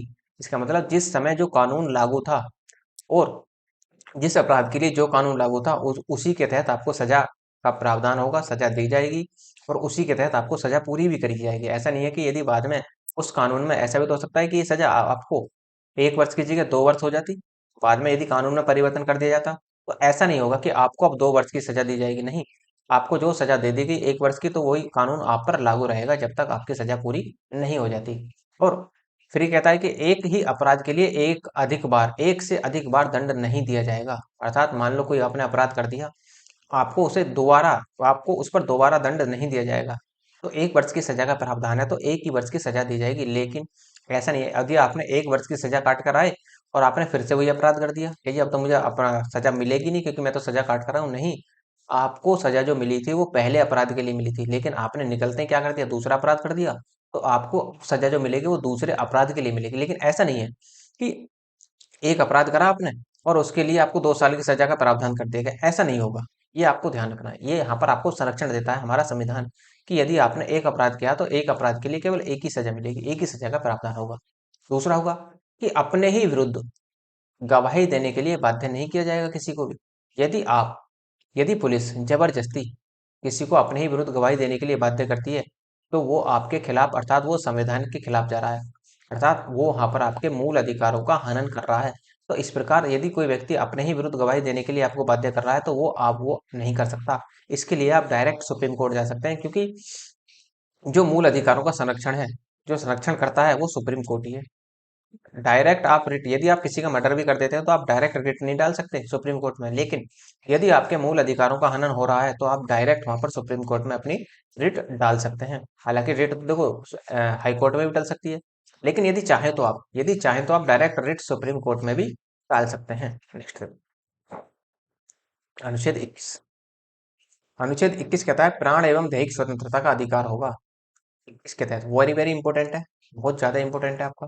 हालांकि मैं तो ये कहूंगा कि जो हमारे मौलिक अधिकार हैं वो सारे ही इंपॉर्टेंट हैं, बाकी सबको एक दोहरे से याद रखना। इसी वजह से मैं आपको सारे मौलिक अधिकार क्रम से पढ़ा रहा हूँ। अब इसमें देखो निम्न प्रावधान किए गए हैं इसमें। कैसे? किसी भी व्यक्ति को उसके प्राण और दैहिक स्वतंत्रता से विधि द्वारा स्थापित प्रक्रिया द्वारा ही वंचित किया जा सकता है। कि यदि कोई व्यक्ति, ऐसा मान लो कि यदि कोई व्यक्ति ज्यादा ही असाध्य रोग से पीड़ित है, तो इस प्रकार से यदि कोई व्यक्ति मरना चाहता है तो भारत में तो इस प्रकार का प्रावधान नहीं है। लेकिन कुछ कंडीशन पर ऐसा प्रावधान हो जाता है कि यदि वो व्यक्ति स्वयं चाह रहा हो, दूसरी कंडीशन परिवार वाले भी चाह रहे हो, तीसरी कंडीशन कि डॉक्टर ने भी जवाब दे दिया हो, चौथी कंडीशन वहां पर कोई हाई कोर्ट का न्यायाधीश भी वहां पर हो। यदि वो इस तरह के लोग यहाँ पर परमिशन देते हैं तो आपको फिर प्राण और दैहिक स्वतंत्रता का अधिकार अपनी इच्छा से वहां पर दिया जा सकता है। तो ये यहाँ पर इस तरह का प्रावधान करता है। लेकिन आपको वंचित किया जा सकता है इस चीज से। क्यों? क्योंकि किसी भी व्यक्ति की हत्या करने का कोई अधिकार नहीं है। ये केवल काम किसका है? ये केवल काम ये न्यायालय का काम है कि कोई व्यक्ति दोषी है या नहीं। लेकिन यदि कोई व्यक्ति बीमारी से ग्रसित है तो वहां भी भारत में इस तरह का प्रावधान नहीं है कि इस किसी को इच्छा मृत्यु दे दी जाए। यदि वो चाह रहा है कि इच्छा मृत्यु मिल जाए मुझे, कि वो असाध्य रोग से मुक्त होना चाहता है, तो यहाँ भी भारत में कुछ कंडीशन है, बहुत ज्यादा कंडीशन लगती है, जो मैंने अभी आपको 4-5 कंडीशन बताई है। ये कंडीशन जाकर लगती है जब जाकर आपको इच्छा मृत्यु दी जाती है, ऐसा नहीं होता वहां पर। लेकिन भारत में इससे भी वंचित किया जा सकता है। बड़े ही रेयर केसेस में इच्छा मृत्यु मिलती है, बहुत ही ज्यादा रेयर केसेस में। बाकी इच्छा मृत्यु का प्रावधान भारत में नहीं है। अब देखो ये कुछ और भी प्रावधान देता है। आपको स्वच्छ सड़क का अधिकार, अर्थात जो सड़कें होंगी वो स्वच्छ होनी चाहिए। ये जो है ये दायित्व है, ये संविधान कहता है कि आपको स्वच्छ सड़क का अधिकार है। दूसरा, आपको शुद्ध वायु लेने का अधिकार है। जहां भी आपको शुद्ध वायु दिखती है आप वहां पर आप वायु का अधिकार ले सकते हैं, अर्थात शुद्ध वायु पाने का आपको अधिकार है। जैसे आप देखते हैं भाई, आप सांस लेने के लिए तो वायु लेते ही हैं, तो वायु लेते हैं तो क्या आपको वहां पर किसी ने रोका है कि भाई यहाँ पर आप सांस भी नहीं ले सकते? ऐसा नहीं हो सकता। क्यों? क्योंकि ये संविधान में ऐसा प्रावधान है कि आपको इस तरह का अधिकार यहाँ पर दिया गया है। फिर है आपका विदेश जाने का अधिकार। यदि आप विदेश में जाना चाहते हैं, घूमना चाहते हैं, व्यापार की दृष्टि से जाना चाहते हैं, तो आपको ये पूरा अधिकार होगा कि आप विदेश में जा सकते हैं। दूसरा, आश्रय पाने का अधिकार। जो आश्रय पाने का अधिकार का मतलब यह है कि यदि कहीं आप मान लो आप यूपी के व्यक्ति हैं, आप यहाँ पर नहीं रहते, आप एमपी में रहना चाहते हैं, तो आप एमपी में जाकर रह सकते हैं और वहाँ पर आप नौकरी कर सकते हैं। आप अपने वहाँ पर स्थायी मकान लेकर रह सकते हैं, किराए पर लेकर रह सकते हैं, अर्थात आश्रय पाने का आपको पूरा पूरा अधिकार होगा। दूसरा, प्रेम विवाह का अधिकार है आपको। यदि आपकी उम्र 18 साल या 18 साल प्लस हो गई है, तो आपको प्रेम विवाह करने का अधिकार होगा। अर्थात कहने का मतलब यह है कि आपको अपना जीवन साथी चुनने का अधिकार है। लेकिन ये ध्यान रखना, 18 वर्ष की आयु या उससे ऊपर होने पर ही आपको, क्योंकि वो जो फीमेल होती हैं उनकी कंडीशन में 18 वर्ष और जो मेल होते हैं उनकी कंडीशन में 21 वर्ष का प्रावधान है। संविधान के अकॉर्डिंग 18 वर्ष और 21 वर्ष में यदि कोई महिला है, तो यदि वो 18 वर्ष है या उससे अधिक की है, तो वो अपना प्रेम विवाह अपनी मर्जी से या अपने इच्छा अनुसार अपना वर चुन सकती है। वो उसको ये अधिकार है, वो भी किससे? अनुच्छेद 21 के तहत संविधान इस तरह का अधिकार हमें देता है। ऐसे ही यदि कोई मेल है और यदि उसकी उम्र 21 वर्ष हो चुकी है, तो वो अपनी इच्छा अनुसार प्रेम विवाह कर सकता है। जिससे भी वो चाहता हो वो उससे विवाह वहां पर कर सकता है। ऐसे ही आपको अधिकार दिया गया है नींद का अधिकार। और नींद का जो अधिकार था ये 2011 में आया था, बाबा रामदेव द्वारा लाया गया था। बाबा रामदेव केस हुआ था एक, उसी के तहत नींद का अधिकार भी यहाँ पर दिया गया। तो आपको सोने का भी अधिकार है। यदि आपको घर वाले उठाते हैं तो वो भी वहां पे क्या होता है, आपके मौलिक अधिकारों का उल्लंघन होता है। ठीक है, लेकिन ऐसा नहीं होता, क्योंकि घर वाले हैं, पेरेंट्स हैं, वो हमारे अच्छे के लिए ही सोचते हैं, हमेशा हमारे बुरे के लिए कभी नहीं सोचते। तो ये ध्यान रखेंगे, क्या आप अपने पेरेंट्स के उल्लंघन करेंगे? नहीं, ऐसा नहीं होता ना। तो इसलिए आपको, लेकिन हाँ ये जरूर है कि आपको अधिकार मिला हुआ है, लेकिन अधिकारों के साथ साथ क्या है, इनके इन अधिकारों के साथ साथ सीमाएं भी लगी हुई हैं, सारी सीमाएं आगे चलकर पढ़ेंगे इनको बाद में, किस तरीके से सीमाएं काम करती हैं हमारी। अब देखो 8वां है आपका शिक्षा का अधिकार। आपको शिक्षा पाने का अधिकार है, चाहे आप निजी स्कूल में शिक्षा प्राप्त करें, चाहे आप सरकारी स्कूल में प्राप्त करें शिक्षा, तो आपको शिक्षा पाने का अधिकार है। और फिर है आपका निजता का अधिकार। निजता का अधिकार अर्थात प्राइवेसी। जैसे आपने देखेंगे कि आधार कार्ड को लेकर एक केस बना था, पीएम स्वामी केस। आधार कार्ड को, कि आधार कार्ड का जो डेटा था कोई भी यूज कर लेता था। अब आपकी मर्जी के बिना आधार कार्ड का डेटा बिना आपकी परमिशन के कोई यूज नहीं कर सकता। ये केस में, ये सुप्रीम कोर्ट ने स्वामी केस में 2017 में लाया गया था। ये 2017 में आया था केस, इसमें ऐसा कह दिया था। अब आप देखते हैं कहीं भी आप अपना आधार कार्ड लगाते हैं, जैसे मान लो कोई भी गवर्नमेंट फॉर्म भरना है आपको, जैसे आप देखेंगे ना, जैसे इलाहाबाद हाई कोर्ट का ही फॉर्म भरना है, तो वहाँ भी आपसे आधार कार्ड यूज करने के लिए, आधार कार्ड के डिटेल शेयर करने के लिए परमिशन मांगता है। और यदि आप उसे परमिशन दे देते हैं तो वो अपने आपके आधार कार्ड की जो डिटेल उनको शेयर कर देता है, कर लेता है अपने पास। वरना तो यदि आप उसे परमिशन नहीं देंगे तो वो अपने आपके आधार कार्ड की परमिशन, अपने आधार कार्ड से आप, यदि आपने उसे परमिशन नहीं दी तो उसकी किसी की भी, उसकी क्या किसी की भी हिम्मत नहीं जो आपके उसको आधार कार्ड के डेटा को वो शेयर कर सके। तो हर चीज में क्या है, निजता के अधिकार, अर्थात आधार कार्ड की प्राइवेसी को लेकर यहाँ से केस बना था, पीएस पुट्टास्वामी केस। और इसी को ही निजता के अधिकार को ही मौलिक अधिकार की श्रेणी में रख दिया गया। उसके साथ अपनी पसंद के व्यक्ति से शादी का अधिकार होगा। यदि आप, आपकी उम्र फिर से वही देखो, कहीं ना कहीं इससे अटैच होता ही, यह भी बताया कि यदि मेल फीमेल है, 18 वर्ष की है, मेल है 21 वर्ष का है, यदि दोनों वयस्क हैं और क्या हो जाते हैं, दोनों यदि वो चाहते हैं एक दूसरे से शादी करना, तो उन्हें कोई भी नहीं रोक सकता संविधान के अनुसार। ये ध्यान रखेंगे। चाहे देखो यहाँ पर जो जाति है, या चाहे मेल और फीमेल की जाति अलग अलग क्यों ना हो, और यदि वो शादी करना चाहते हैं तो उन्हें शादी करने से कोई नहीं रोक सकता। ये अधिकार हमें हमारा कानून, हमारा संविधान देता है। तो देखो जाति मैटर नहीं करनी चाहिए। यदि एक दूसरे के मन मिलते हैं, दोनों एक दूसरे को पसंद करते हैं, दोनों लगता है कि दोनों एक दूसरे के साथ अच्छा जीवन व्यतीत कर सकते हैं, तो जाति मैटर नहीं करनी चाहिए आपकी। जो जिसको अच्छा लगता है वो उससे शादी करे। तो वही यहाँ पर भी लाया गया था केस। तो अपनी पसंद के व्यक्ति से शादी करने का आपका मौलिक अधिकार है। और ये जो केस आया था, ये जो जुड़ा था अपनी पसंद के व्यक्ति से शादी करने का अधिकार जो जुड़ा था, वो जुड़ा था हादिया केस में। हादिया केस हुआ था 2017 में। और यहीं से सुप्रीम कोर्ट ने अपनी पसंद के व्यक्ति से शादी करने का अधिकार मौलिक अधिकार की श्रेणी में रख दिया था। दूसरा है महिलाओं का शालीनता और गरिमा से जीने का अधिकार। ऐसा तो होता ही नहीं है समाज में। ऐसा तो समाज में बहुत कम देखने को मिलता है। वरना तो क्या होता है, महिलाओं का शोषण ही देखने को मिलता है ज्यादातर। लेकिन देखो, जब तक हम अपने अधिकारों के बारे में जानेंगे नहीं, तो हमें कैसे पता लगेगा कि हमारा शोषण हो रहा है या क्या हो रहा है। तो इसलिए कहा जाता है कि सब पढ़ें, सब पढ़ें। जब तक आप पढ़ोगे नहीं तो आपको अपने अधिकारों के बारे में पता कैसे लगेगा। इसी वजह से यहाँ पर अधिकार तो आपको बहुत सारे मिले हुए हैं, लेकिन क्या वास्तव में आपको अपने अधिकारों के बारे में पता है? और यदि पता होगा तो आप अपने अधिकारों के लिए लड़ सकते हैं। लेकिन जब आपको अपने अधिकारों के बारे में नहीं पता तो आप किससे लड़ेंगे, किससे कहेंगे? तो वहाँ इसी वजह से ये यहाँ पर लाया गया कि महिलाओं का शालीनता तथा गरिमा से जीने का अधिकार आपको यहाँ पर दिया जाएगा। विदेश यात्रा का अधिकार होगा। आप यदि कहीं विदेश जाना चाहते हैं, घूमना चाहते हैं, व्यापार करना चाहते हैं, तो आप यहाँ पर विदेश यात्रा का भी आपको अधिकार मिलेगा। और ये जो केस निकल कर, ये जो मौलिक अधिकार जुड़ा था, ये मेनका गांधी केस में जुड़ा था। मेनका गांधी केस हुआ था 1978 में। तो मेनका गांधी केस 1978 के तहत ही ये यहाँ पर जुड़ा था। Next, 21A। अनुच्छेद 21A वेरी वेरी इंपॉर्टेंट है। अनुच्छेद 21A में ही शिक्षा का अधिकार जोड़ दिया गया। और ये कब जोड़ा गया था? तो 86वां संविधान संशोधन हुआ था 2002 में। ये 2002, 86वें संविधान संशोधन 2002 के तहत इसे शामिल किया गया था। और संसद ने इसे, इसके लिए निशुल्क और अनिवार्य शिक्षा का अधिकार अधिनियम 2009 लागू किया था। बाद में किया है ये। तो केस तो देखो, ये तो शिक्षा का अधिकार तो पहले ला दिया गया था, इसमें अधिकार अधिनियम 2009 इसमें जोड़ा गया था। अब इसमें क्या हुआ कि जो 6 से 14 वर्ष तक के बच्चे हैं, 6 से 14 वर्ष तक के बच्चों को निशुल्क और अनिवार्य शिक्षा, निशुल्क प्लस अनिवार्य शिक्षा का यहाँ पर प्रावधान किया गया था। और अभिभावक या पेरेंट्स का यह कर्तव्य होगा कि वो अपने जो 6 से 14 वर्ष तक के बच्चे हैं उनको अनिवार्य शिक्षा दिलवाएं। चाहे आप किसी गवर्नमेंट कॉलेज में दिलवाएं, गवर्नमेंट स्कूल में दिलवाएं शिक्षा, चाहे आप किसी प्राइवेट कॉलेज में शिक्षा दिलवाएं। आपको, पेरेंट्स का यही जरूर कर्तव्य होगा कि जो 6 से 14 वर्ष तक के बच्चे हैं उनके, उनको शिक्षा जरूर दिलवाएंगे। वो हर हालत में शिक्षा दिलवाएंगे, ये उनका अधिकार है। तो ये ड्यूटी दी गई एक प्रकार से पेरेंट्स को। तो और लेकिन बच्चों के लिए क्या है, बच्चों का ये अधिकार था। तो इस प्रकार से 6 से 14 वर्ष तक के लिए निशुल्क और अनिवार्य शिक्षा का प्रावधान यहाँ पर किया गया। अब देखो, निशुल्क और अनिवार्य शिक्षा का प्रावधान इसलिए किया गया, देखते हैं आप, जैसे देखते हैं आपको फर्स्ट से लेकर 8 तक सरकारी स्कूलों में शिक्षा जो है वो फ्री दी जाती है। कारण क्या है? कारण वो यही है आपका अनुच्छेद 21A के तहत ये प्रावधान कर दिया गया कि 6 से 14 वर्ष तक के बच्चों को निशुल्क और अनिवार्य शिक्षा यहाँ पर दी जाएगी। इसी वजह से यहाँ पर निशुल्क शिक्षा का प्रावधान किया गया है।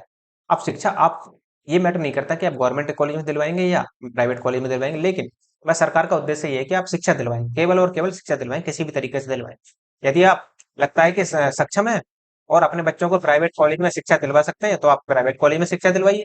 लेकिन यदि आपको लगता है कि आप इतने सक्षम नहीं है कि उनकी शिक्षा का भार उठा सकें, तो उनकी शिक्षा का भार सरकार उठाएगी फिर। लेकिन आपका ये दायित्व जरूर बनेगा कि आप कम से कम अपने बच्चों को स्कूल तो भेजें। तो ये पेरेंट्स का दायित्व होता है। अब आते हैं अनुच्छेद 22 में। अनुच्छेद 22 कहता है निवारक निरोध एवं गिरफ्तारी के विरुद्ध संरक्षण। यदि कहीं भी आपकी गिरफ्तारी होती है तो उससे क्या होगा, ये जो अनुच्छेद 22 है ये आपको गिरफ्तारी और के विरुद्ध संरक्षण प्रदान करता है। कैसे?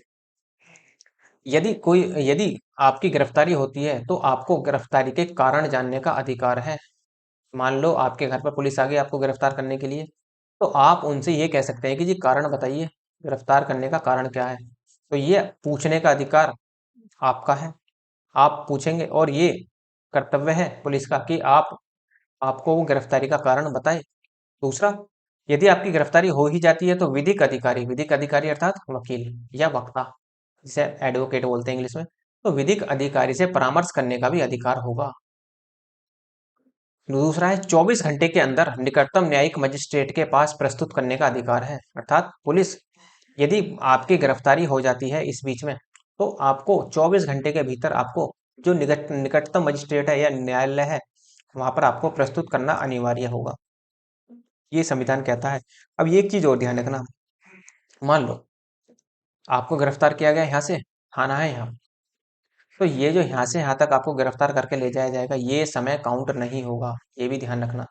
और मान लो न्यायालय यहाँ है, जो कोर्ट है वो यहाँ है, तो यहाँ से यहाँ तक का समय भी काउंट नहीं होगा, अर्थात आने जाने का जो समय होता है वो काउंट नहीं होता। और इसी बीच में मान लो सैटरडे को आपकी गिरफ्तारी हुई, और सैटरडे बीच में क्या हो गया, संडे, छुट्टी का दिन, तो जब संडे पड़ गया तो ये संडे का दिन भी काउंट नहीं होगा, ये भी ध्यान रखेंगे। अर्थात छुट्टी और आने जाने का समय काउंट नहीं होता, उसके बीच में जो समय बचता है, यदि वो 24 घंटे से ज्यादा हो जाता है तो वो आपके मूल अधिकारों का हनन होता है वहां पर एक प्रकार से। तो कुल मिलाकर 24 घंटे के भीतर भीतर आपको मजिस्ट्रेट के सामने प्रस्तुत करना, ये पुलिस का दायित्व है कि आप 24 घंटे के अंदर मजिस्ट्रेट के सामने आपको पुलिस जो है वो प्रस्तुत करेगी ही करेगी।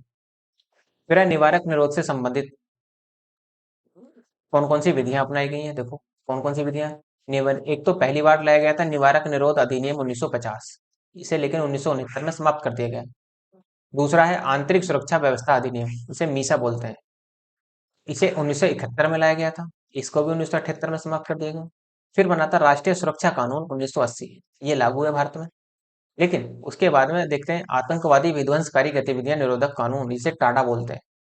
आपने फिल्म भी देखी टाडा, धर्मेंद्र की फिल्म है टाडा। आतंकवादी विध्वंसकारी गतिविधियां निरोधक कानून टाडा होती है, 1985 में लाया गया था, लेकिन इस टाडा को भी खत्म कर दिया गया। वर्तमान में इसका भी कोई अस्तित्व नहीं है, अर्थात 1995 में इसे भी समाप्त कर दिया गया था। एक एक्ट आया था पोटा एक्ट, 2002 में आया था, ये 2002, तो 2002 में पोटा एक्ट आया था, इसे भी समाप्त कर दिया गया। तो कुछ देखो जो समाप्त हुए, कभी कभी इनसे ये मैच कराने के लिए दे देता है, ये ध्यान रखना कि निवारक निरोध अधिनियम कब लाया गया, 1950 में। आंतरिक सुरक्षा व्यवस्था अधिनियम मीसा कब लाया गया, तो 1971 में। राष्ट्रीय सुरक्षा कानून लाया गया 1980 में। आतंकवादी एवं विध्वंसकारी गतिविधियां निरोधक कानून टाडा 1985 में लाया गया। और पोटा एक्ट जो लाया गया था वो 2002 में लाया गया था। बस इतना ध्यान रखना है, कभी कभी मैच कराने के लिए दे देगा तो आपको वहां पर फंस जाओगे आप। फिर है आपका शोषण के विरुद्ध अधिकार, तो शोषण के विरुद्ध अधिकार अनुच्छेद 23 से आपका 24 तक देखने को मिलेगा कि शोषण के विरुद्ध अधिकार क्या क्या कहता है, वो देख लेते हैं जरा। देखो इसमें क्या होगा, इसमें होता है कि अनुच्छेद 23 कहता है कि बलात् श्रम निषेध है। बलात् श्रम का निषेध का मतलब यह है कि आप जो बच्चे होते हैं उनसे आप काम नहीं करवाएंगे। बलात् श्रम निषेध इसलिए कहा जाता है कि अर्थात जो 14 वर्ष से कम उम्र के बच्चे हैं उनको आप उनसे बलात् श्रम नहीं करा सकते। सेम कंडीशन जो अनुच्छेद 24 कहता है कि बच्चों के शोषण के खिलाफ अधिकार देता है ये। तो अनुच्छेद जो 24 है आपका बच्चों के शोषण के खिलाफ, मतलब कैसे, कि जो 14 वर्ष से कम आयु के बच्चे हैं उनको आप किसी भी खतरनाक कार्यों में नहीं लगाएंगे, ये आप ध्यान रखेंगे इस चीज का। तो वो ये कह रहा है कि 14 वर्ष तक के बच्चों को खान या कठिन कार्यों में न लगाने का अधिकार है। इसका मतलब क्या है, इसका मतलब बच्चों से काम करवाया जा सकता है, लेकिन बच्चों से काम एक सीमित दायरे में रहकर ही कराया जा सकता है। जैसे जैसे मान लो कोई बच्चा है, कोई जरूरी यही कि उसे काम करना ही पड़ेगा, तो जैसे मान लो किसी चाय वाले के यहाँ लग जाएगा, भाई चाय वाले के यहाँ किसी को यहाँ चाय देता रहे, लेकिन उसके लिए भी क्या है, थोड़े थोड़े देर में बीच बीच में उसे गैप दिया जाएगा, रेस्ट दिया जाएगा बीच बीच में। ये इस तरह का प्रावधान है, लेकिन इस तरह का प्रावधान केवल के संविधान में ही वर्णित है। धरातल पर आप जाकर देखेंगे तो ये चीजें लागू नहीं होती। आप धरातल पर खूब देखते होंगे जाकर कि 14 वर्ष तक की छोटी उम्र के बच्चे खतरनाक कार्यों में भी, खतरनाक कारखानों में भी लगे हुए हैं। तो इस तरह की अक्सर घटनाएं आपको हर जगह हर देश में देखने को मिलेंगी, भारत की बात नहीं है, हर जगह आपको देखने को मिल जाती है। लेकिन सरकार ने इसके लिए प्रावधान किया हुआ है, और यदि आपको लगता है कि गलत काम हो रहा है तो आप आवाज उठाइए उस चीज के लिए। तो ये सब काम क्या है, ये सब काम संविधान ने हमें ऐसे अधिकार दे रखे हैं। अब जो बलात् श्रम निषेध अधिनियम है ये लाया गया था 1986 में। तो बलात् श्रम निषेध अधिनियम कब लाया गया, बलात् श्रम निषेध अधिनियम लाया गया था 1986 में। ये ध्यान रखना कि बलात् श्रम अधिनियम कब लाया गया था। दूसरा है हमारे पास धार्मिक स्वतंत्रता का अधिकार। तो धार्मिक स्वतंत्रता के अधिकार में क्या होगा, अनुच्छेद 25 से 28 तक इसका वर्णन किया गया है। तो धार्मिक क्या क्या है, धर्म की का मतलब, अब धर्म की बात होगी, पहले क्या हुआ, पहले हमने अपनी समानता देख ली कि हमें समानता का अधिकार चाहिए। फिर हमने देख लिया कि जब हमें समानता मिल गई तो हमें स्वतंत्रता का अधिकार चाहिए। हमें स्वतंत्रता मिल गई तो फिर हमें ये चाहिए कि शोषण के विरुद्ध अधिकार चाहिए। और जब हमें शोषण के विरुद्ध अधिकार मिल गया तो अब हम ये चाह रहे हैं कि अब हमें धार्मिक स्वतंत्रता का अधिकार मिल जाए। तो अब ये हमारे धार्मिक स्वतंत्रता का अधिकार है जो अनुच्छेद 25 है, क्योंकि 25 से 28 तक वर्णन है। तो अनुच्छेद 25 में देखो क्या क्या प्रावधान किए गए हैं। ये कहता है कि अपने धर्म के अनुसार आचरण करने की स्वतंत्रता होगी।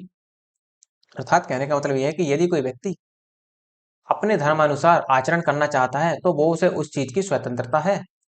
पूरी तरीके से अपने धर्म को अपने धर्म के अनुसार मानने का उसे अधिकार है, और अपने धर्म के अनुसार अपनी जीवन शैली को अपनाने का अधिकार है। और यदि वो चाहे तो अपने धर्म के अनुसार अपने धर्म का वो प्रचार प्रसार भी कर सकता है। लेकिन प्रचार प्रसार वो जब तक कर सकता है जब तक दूसरे के धर्म में वो जाकर, यदि वो दूसरे के धर्म को प्रभावित करता है तो उसको फिर वो अधिकार नहीं है।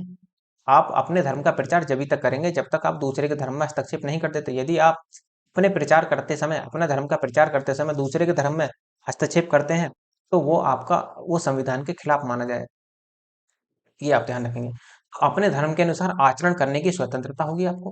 दूसरा, अपने धर्म के प्रचार की स्वतंत्रता होगी, लेकिन प्रचार आप जब तक करेंगे जब तक दूसरे का धर्म प्रभावित नहीं होता। बस इतना ध्यान रखना है जरूर आपको। यदि दूसरे का धर्म प्रभावित हो रहा है, क्योंकि देखो अधिकार तो सभी के समान है, चाहे वो किसी भी धर्म का हो। यदि अधिकार सभी के लिए समान है तो कोई भी व्यक्ति अपने अधिकारों का हनन कैसे देख सकता है? तो वहां पर थोड़ी सी कंडीशन बिगड़ सकती है। तो इसका ध्यान रखेंगे कि आप अपने धर्म का प्रचार कीजिए, लेकिन दूसरे धर्म को भी ध्यान में रखकर। दूसरा होता है अंतःकरण की स्वतंत्रता। अंतःकरण की स्वतंत्रता का मतलब अपने धर्म के अनुसार अपने आचरण बनाए रखना। जो आपके धर्म में लिखा हुआ उसके अनुसार अपना आचरण को बनाए रखना ही आपका अंतःकरण कहलाता है। जैसे नेक्स्ट अनुच्छेद 26 कहता है, अनुच्छेद 26 में भी देखो निम्न प्रावधान किए गए हैं। जैसे धर्म संस्था स्थापित करने का आपको अधिकार होगा। देखो 25 कहता है कि आपको अपने धर्म के अनुसार आचरण करने की स्वतंत्रता है, आपको अपने धर्म के अनुसार विचार करने की स्वतंत्रता है। लेकिन अनुच्छेद जो 26 कहता है, अनुच्छेद 26 कहता है कि धर्म संस्था स्थापित करने का अधिकार आपको है। यदि आप किसी भी धर्म को मानते हो, मान लो आप हिंदू धर्म को मानते हो, तो आपको अपने हिंदू धर्म के अनुसार अपने हिंदू धर्म की संस्थाएं, मंदिर वगैरह स्थापित करने का अधिकार होगा। यदि आप मुस्लिम धर्म को मानते हो तो आपको अपने मुस्लिम धर्म के अनुसार जो आपकी जो संस्थाएं होती हैं, धार्मिक संस्थाएं, उनको स्थापित करने का आपको अधिकार होगा। तो जैसे हिंदू को अपने धर्म के अनुसार, मुस्लिम को अपने धर्म के अनुसार ये आजादी है कि वो धर्म धार्मिक संस्थाएं स्थापित कर सके। उसी तरह से संस्था के प्रशासन का भी अधिकार होगा। जो संस्थाएं बनी हैं, जो धार्मिक संस्थाएं बनी हैं, उनके प्रशासन का अधिकार भी आप ही के पास होगा। संस्था हेतु वित्त प्राप्त करने का अधिकार है। अर्थात जैसे कहते हैं ना, कोई संस्था आपको खोलनी है, मान लो कोई मदरसा ही खोलना है, तो मदरसा के लिए आपको वित्त का प्रबंध करना है, तो वित्त प्रबंध करने का आपको अधिकार है। अर्थात कहने का मतलब ये कि चंदा उगाने का आपको अधिकार होगा। आप चंदा ले सकते हैं, इसके नाम पर, धर्म के नाम पर या संस्था के नाम पर चंदा दिया जा सकता है। जैसे आप देखते हैं कई मंदिर बनवाने के लिए चंदा दिया जाता है। जैसे अयोध्या में राम मंदिर बन रहा है तो वहां भी चंदा, जनता अपने हिसाब से, जो व्यक्ति जिस लायक है, जो जो व्यक्ति जिस कारण सक्षम है, वो वहां पर चंदा देता है। ऐसे ही मुस्लिम संस्थाओं में यदि कहीं मस्जिद बनती है तो यदि जो व्यक्ति जिस लायक है, जिस स्थिति में है, वो उस हिसाब से वो वहां पर पैसा वगैरह जो भी उसको देना चाहता है वो मस्जिद के लिए, वो वहां पर दे सकता है। तो ये भी इसकी यहाँ पर कंडीशन बनती है। इस संस्था का प्रबंधन का अधिकार भी होगा। संस्था का, जब आप संस्था बना रहे हो, संस्था का प्रबंधन का अधिकार भी क्या होगा, आप ही के पास होगा।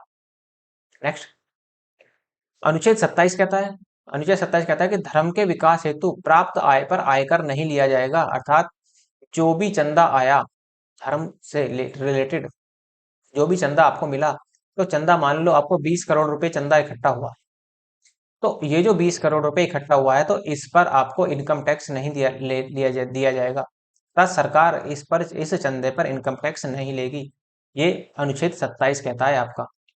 देखो धर्म के विकास हेतु प्राप्त आय पर आयकर नहीं लगेगा। जो भी आय हो रही है धार्मिक संस्था द्वारा चंदे के रूप में, तो उस पर कोई भी टैक्स नहीं लिया जाएगा सरकार के द्वारा। अनुच्छेद 28 कहता है, तो अनुच्छेद 28 कहता है कि शिक्षण संस्थानों में धार्मिक शिक्षा देने के संदर्भ में है ये। यदि आप शिक्षण संस्थानों में धार्मिक शिक्षा देना चाहते हैं तो उसके लिए निम्न प्रावधान है।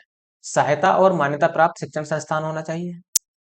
दूसरा, निजी संरक्षण संस्थान भी हो सकता है। अच्छा, प्राइवेट संस्थान भी हो सकता है वो। किसी ट्रस्ट के अधीन स्थापित शिक्षण संस्थान भी हो सकता है वो। अर्थात किसी ट्रस्ट के अधीन स्थापित शिक्षण संस्थान या सहायता प्राप्त शिक्षण संस्थान भी वहां पर हो सकता है। तो इस प्रकार के कॉलेजों में धार्मिक शिक्षा दी जा सकती है, लेकिन ध्यान रखेंगे एक लिमिटेड तौर पर। ऐसा नहीं है कि आप दूसरे के धर्म को वहां पर प्रभावित कर रहे हैं, ऐसा नहीं होता, ऐसा नहीं होना चाहिए। बल्कि क्यों? क्योंकि इससे क्या होता है, इससे समाज में अशांति फैलती है, और अशांति नहीं फैलनी चाहिए। क्योंकि हम सब क्या है, हम सब एक ही हैं, चाहे हम किसी भी धर्म को बिलोंग करते हो, लेकिन अंततः हमारा एक ही कर्तव्य है, हम एक ही हैं। हम केवल और केवल क्या है, हम केवल और केवल भारत के नागरिक हैं। आपसदारी में धर्म बीच में नहीं आना चाहिए। जो जिस धर्म को मानना है मानो, कोई दिक्कत नहीं है। लेकिन केवल और केवल ये आपको बनाकर रखना है इस तरह का प्रावधान कि हम केवल और केवल क्या है, भारत के नागरिक। हम किसी धर्म को बिलोंग जरूर करते हैं, लेकिन हमारे बीच में सहभागिता या सहचार्यता का भाव लाने के लिए धर्म बीच में नहीं है। केवल भारत के नागरिक ही हैं। नेक्स्ट है आपका शिक्षा एवं संस्कृति का अधिकार। शिक्षा एवं संस्कृति का अधिकार क्या होगा? तो शिक्षा एवं संस्कृति का अधिकार जो है वो 29 से 30 तक है आपको। तो शिक्षा एवं संस्कृति के अधिकार में देखो, ये पूरी तरीके से अल्पसंख्यकों को सुरक्षा देता है। जो अल्पसंख्यक होते हैं, अल्पसंख्यक का मतलब जहां पर कुछ लोगों की संख्या, एक ही जाति के लोगों की संख्या बहुत कम है, उनको अल्पसंख्यक कह दिया जाता है। तो अनुच्छेद 29 कहता है, देखो, भारत में निवास करने वाले सभी नागरिक जिनकी अपनी विशेष भाषा हो, विशेष लिपि हो, विशेष संस्कृति हो, उसे बनाए रखने का अधिकार होगा।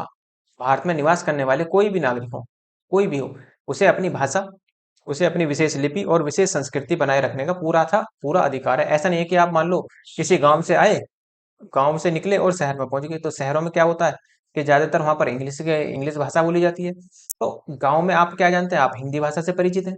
तो आप जाकर वहां पर ऐसा नहीं करेंगे कि आप वहां पर इंग्लिश बोलना शुरू कर दें। नहीं, आपको ये अधिकार है संविधान के अनुसार कि आप अपनी मूल भाषा, जो आपकी मूल भाषा है उसी में ही आप बात कर सकते हैं। ये आपको अधिकार है संविधान के अनुसार। और अपनी संस्कृति के अनुसार अपना जीवन निर्वाह करने का भी आपको अधिकार देता है। तथा शिक्षण संस्थानों में निम्न आधार पर प्रवेश के लिए मनाही नहीं की जाएगी। अर्थात कहने का मतलब यह है, यदि आपको, यह जो अल्पसंख्यक लोग होते हैं, यदि उनको शिक्षक संस्थानों में मनाही की जा रही है, किस आधार पर? धर्म के आधार पर, जाति के आधार पर, मूल वंश के आधार पर, भाषा के आधार पर। तो यदि कोई संस्थान ऐसा कर रहा है, तो वो उस व्यक्ति के मूल अधिकार का हनन कर रहा है। तो इसके लिए वो सुप्रीम कोर्ट जा सकता है। तो इसी पर यह कि यदि कोई अल्पसंख्यक है और उसके लिए कोटा है, रिजर्वेशन है, तो उस आधार पर उसको, इस आधार पर तो नहीं रोका जा सकता कि वो इस धर्म का है या इस जाति का या इस मूल वंश का है। इस आधार पर उसे एडमिशन लेने से नहीं रोका जा सकता। यही आपको अनुच्छेद 29 कहने का 29 बताने का प्रयास करता है। नेक्स्ट है आपका अनुच्छेद 30। अनुच्छेद 30 कहता है, जो धार्मिक और भाषाई अल्पसंख्यकों को अधिकार प्राप्त है, जैसे अपनी पसंद का शिक्षण संस्थान खोलने का अधिकार है।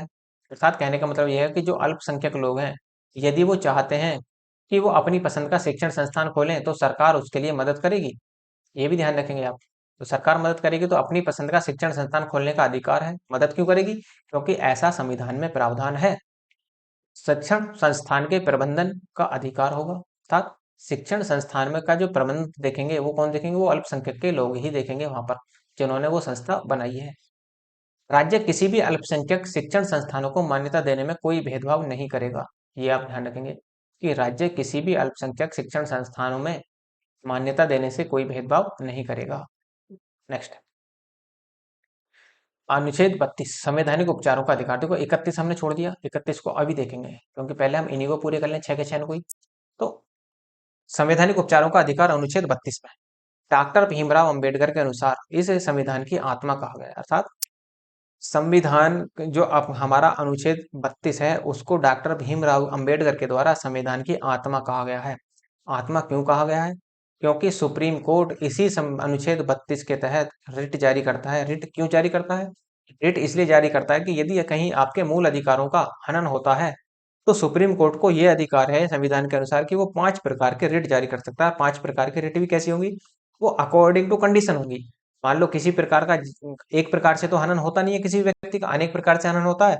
तो वहां पर देखा जाएगा कि वो किस रिट के तहत आता है। तो वहां पर रिट देखी जाती है।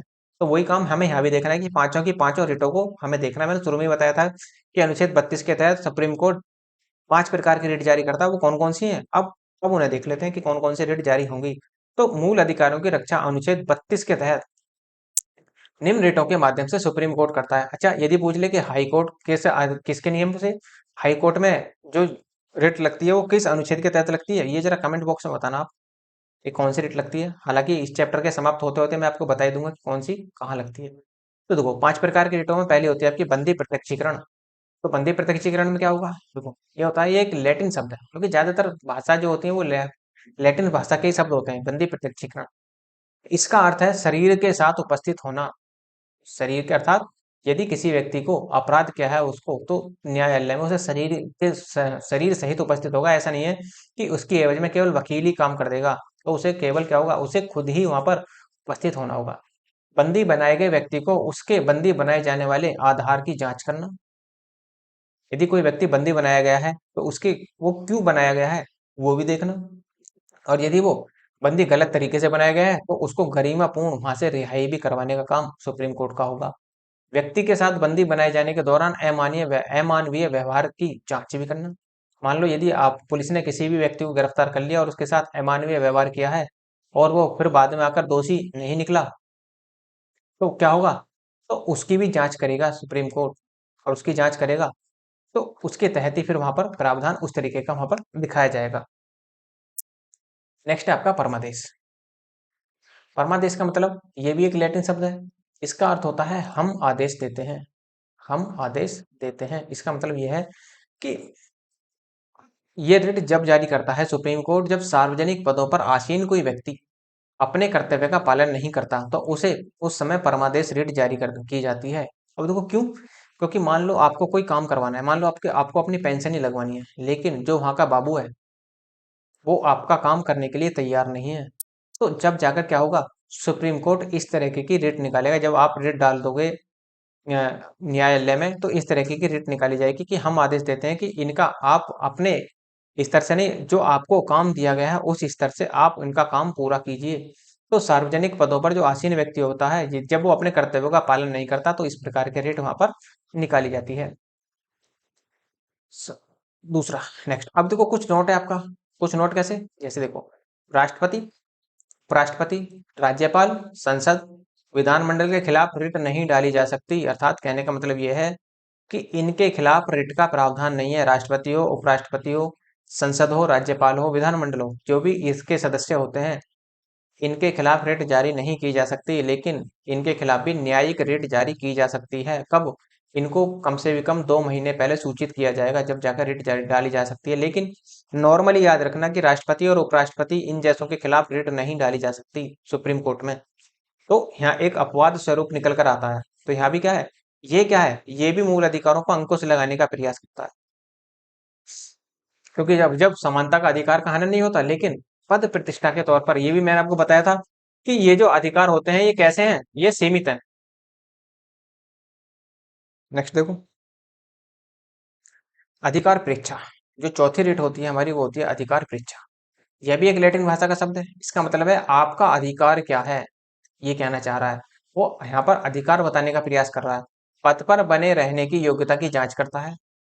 यदि कोई व्यक्ति किसी पद पर है और मान लो वो किसी गलत तरीके से पहुंच गया, मान लो उसने फर्जी कागजात या फर्जी डॉक्यूमेंट लगाकर वो गलत तरीके से पद पर पहुंच गया, तो उसके खिलाफ भी वहां पर यदि रिट डाली जाएगी तो वो इस प्रकार से रिट डाली जाएगी, अधिकार परीक्षा।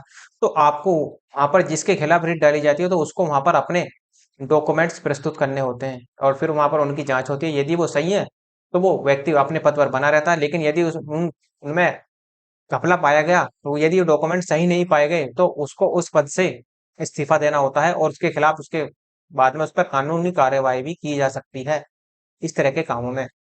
तो वही कहता है कि पद पर बने रहने की योग्यता की जांच करता है। यदि कोई व्यक्ति किसी सार्वजनिक पद को धारण करने की योग्यता रखता है या नहीं, इसकी जांच इसके माध्यम से की जा सकती है। यदि आपको लगता है कि ये व्यक्ति गलत तरीके से इस पद पर आया है, तो उसकी जांच की जा सकती है सुप्रीम कोर्ट के द्वारा। आप रिट के माध्यम से वहां पर इस तरह की जांच करवा सकते हैं। दूसरा है, नेक्स्ट है आपका प्रतिषेध। यह एक अर्ध न्यायिक प्रकार के रिट है। तो ध्यान रखेंगे किस प्रकार के रिट है, ये अर्ध न्यायिक प्रकार की रिट है। ये अधिकारों के खिलाफ भी निकाली जा सकती है, जबकि और न्यायालय या अधिकार मूल अधिकारों के विरुद्ध निर्णय लेने वाले होते हैं, तब उन्हें ऐसा करने से रोका जा सकता है। इसका मतलब यह है कि मान लो आपको कोई निर्णय देना है, या हाई कोर्ट को कोई निर्णय देना है, और हाई कोर्ट को या सुप्रीम कोर्ट को ये लगा कि ये निर्णय जो है ये सही नहीं है, तो हाई कोर्ट को निर्णय देने से पहले ही रोका जा सकता है। जब आप हाई कोर्ट को किसी निर्णय देने से पहले ही रोक देंगे तो उसको बोलते हैं हम प्रतिषेध। उन्हें ऐसा करने से रोका जा सकता है। और उत्प्रेषण क्या होता है, उत्प्रेषण भी अर्ध न्यायिक प्रकार की रिट है। इसमें क्या होगा, इसमें ये होगा कि यदि हाई कोर्ट किसी निर्णय को दे चुका होता है, मान लो यहाँ तो निर्णय देने से पहले रोक दिया, लेकिन ऐसा भी तो हो सकता है कि आपके रोकने से पहले ही निर्णय दे दिया जाए। तो यदि आप वो निर्णय दे दिया गया तो उत्प्रेषण के माध्यम से उस निर्णय को रोका जा सकता है। अर्थात जब कोई न्यायाधीश ऐसा निर्णय ले चुका है जिससे किसी व्यक्ति के मूल अधिकारों का हनन होता है, तो ये रिट निकाली जाती है। अर्थात इस जो निर्णय लिया गया उसको पलटने के लिए उत्प्रेषण रिट निकाली जा सकती है। ये ध्यान रखेंगे आप। उपरोक्त रिटों के माध्यम से यदि न्याय नहीं मिलता, मान लो पांचों रिट आपने जारी की, उसके बाद भी आपको न्याय नहीं मिला, तो सुप्रीम कोर्ट अनुच्छेद 137 के माध्यम से अपने निर्णय पर स्वयं विचार कर सकता है। इसका मतलब क्या है? देखो, इसका मतलब सीधा सा है कि सुप्रीम कोर्ट को अपने निर्णय पर विचार करने का अधिकार संविधान का अनुच्छेद 137 देता है। भी ऐसा भी देखो, सभी इंसान है, व्यक्ति हैं, और व्यक्ति जो है वो गलतियों का क्या होता है, पुतला होता है। क्योंकि गलती देखो किसी भी स्मार्ट व्यक्ति से या कितने भी बड़े व्यक्ति से गलती हो सकती है, बिल्कुल हो सकती है। तो उसको सुधारने का काम भी क्या है, उसी व्यक्ति का होगा। इसी वजह से क्या हुआ है कि सुप्रीम कोर्ट अनुच्छेद 137 के माध्यम से अपने निर्णय पर विचार कर सकता है एक बार फिर से कि कहीं ना कहीं गलती तो नहीं होगी। तो इस वजह से 137 अनुच्छेद का प्रावधान यहाँ पर किया गया है। दूसरा है अनुच्छेद 33। तो अनुच्छेद 33 है, कोई नागरिक जो रक्षा, सेवा, सेना, सूचना, असूचना, सूचना से जुड़ा है, तो इन्हें संसद द्वारा बनाए गए कानून के अधीन मूल अधिकार प्राप्त होंगे। इसका मतलब क्या है? इसका मतलब देखो सीधा सा, यदि कोई व्यक्ति डिफेंस सेवा में है, सेना में है, सूचना में है, असूचना में है, सूचना में है, तो देखो यहाँ पर प्राइवेसी का खतरा हो जाता है।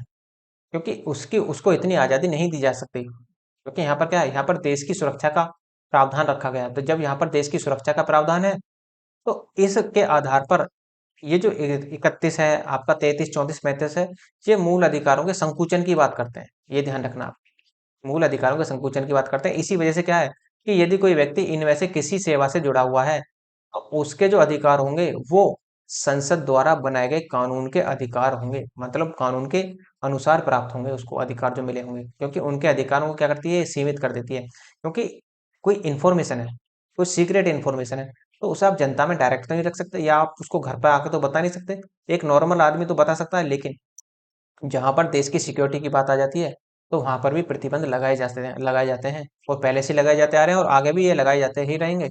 तो ये थोड़ा सा यहाँ पर ध्यान रखेंगे कि इन पर प्रतिबंध लगाया जा सकता है। नेक्स्ट है अनुच्छेद 34। अनुच्छेद 34 कहता है आपका कि जिस क्षेत्र में मार्शल लॉ लागू है, अर्थात आफ्सपा, जानते हैं ना, AFSPA, इसे बोलते हैं armed force special protection act. ये आर्मी द्वारा लगाया जाता है। अर्थात इसको जो ये जो लगातार ये जो मान्यता मिली थी, इसे पहली बार 1958 में लगी थी। 1958 में इसे लागू किया गया था। अर्थात ये कह लो कि आफ्सपा को 1958 में लागू किया गया था। वहां के लोगों को कौन कौन से मूल अधिकार प्राप्त होंगे, और यह संसद कानून बनाकर तय करेगी। ये आप ध्यान रखेंगे यहाँ पर, पूरी तरीके से इस पर ध्यान रखना है आपको कि कौन कौन से कानून आपको दिए जाएंगे जिस भी क्षेत्र में ये लगता कब है, जहां पर हिंसा की भावनाएं घटित हो जाती हैं, जैसे लगे कि यहाँ पर हिंसा होने वाली है, तो इन चीजों को रोकने के लिए, या देश के खिलाफ कोई गतिरोध होने वाला है, तो वहां पर इस तरह का कोड लग जाता है। और आपसा कोड के तहत ही उस क्षेत्र को आर्मी अपने अधिकार क्षेत्र में ले लेती है, और आर्मी को अधिकार होता है वहां पर। और जो होते हैं यहाँ पर, जिस क्षेत्र में आपसा कोड लगेगा, वहां पर जो होंगे उसके मूल अधिकार, उन मूल अधिकारों को भी सीमित कर दिया जाएगा। कितने अधिकार देने हैं, कितने नहीं देने, ये संसद तय करेगी या आर्मी तय करेगी, वहाँ की जो जिस क्षेत्र में आर्मी काम कर रही है। तो इस तरीके का कोर्स यहाँ भी आपको देखने को मिल जाता है। मूल अधिकारों के संदर्भ में कानून बनाने का अधिकार सिर्फ संसद के पास है। ये कुछ पॉइंट है आपके, और राज्य की विधानमंडल के पास नहीं है। कुल मिलाकर विधानमंडल चाहे तो मूल अधिकारों में चाह कर भी संशोधन नहीं कर सकते, लेकिन यदि संसद चाहे तो कानून बनाकर उनमें संसद मूल अधिकारों में फेरबदल कर सकती है, लेकिन वो भी स्पेशल एक्ट के तहत ही होगा। कुछ नोट है देखो, केवल भारतीय नागरिकों को प्राप्त मूल अधिकार कौन से हैं, ये ध्यान रखना। 15, 16 दोनों क्रम से हैं। 19, 19 के बाद में 10 और जोड़ दो, 29, और 29 के बाद में एक और जोड़ दो, तो 15, 16, 19, 29 में ये क्या है कि ये केवल और केवल भारतीय नागरिकों को प्राप्त है। ये ध्यान रखना है आपको। ये कौन कौन से अधिकार भारतीय नागरिकों को प्राप्त हैं?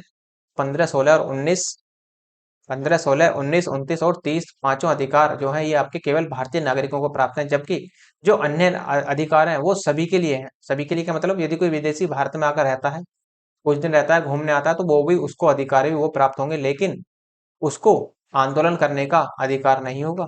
आंदोलन करने का अधिकार वो भी किसको है, हमारे ही पास है, वो भी भारतीय नागरिकों को प्राप्त है केवल। क्योंकि अनुच्छेद 19 आ जाता है यहाँ पर, और अनुच्छेद 19 में आपको शांतिपूर्ण आंदोलन करने का अधिकार है, तो ये किसी विदेशी को नहीं है। इसी वजह से कहा गया है कि ये जो 5 अधिकार हैं, ये केवल और केवल भारतीय नागरिकों को ही प्राप्त होंगे।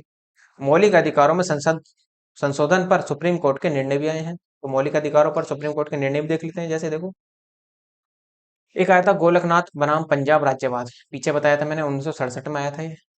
कौन? तो संसद अनुच्छेद 368 के तहत मूल अधिकारों में संशोधन नहीं कर सकती, ये ध्यान रखना। क्योंकि मूल अधिकारों में जो संसद संशोधन करती है वो 368 के तहत करती है नॉर्मली। यदि मौलिक अधिकारों में संसद के संशोधन किया जाना है तो मौलिक अधिकारों में संशोधन अनुच्छेद 368 के तहत नहीं किया जा सकता। ये ऐसा कह दिया गया गोलकनाम बनाम पंजाब राज्यवाद में सुप्रीम कोर्ट के द्वारा। 24वां संविधान संशोधन अधिनियम लाया गया 1971 में। संसद मूल अधिकारों में संशोधन कर सकती है, ये कह दिया गया इसमें।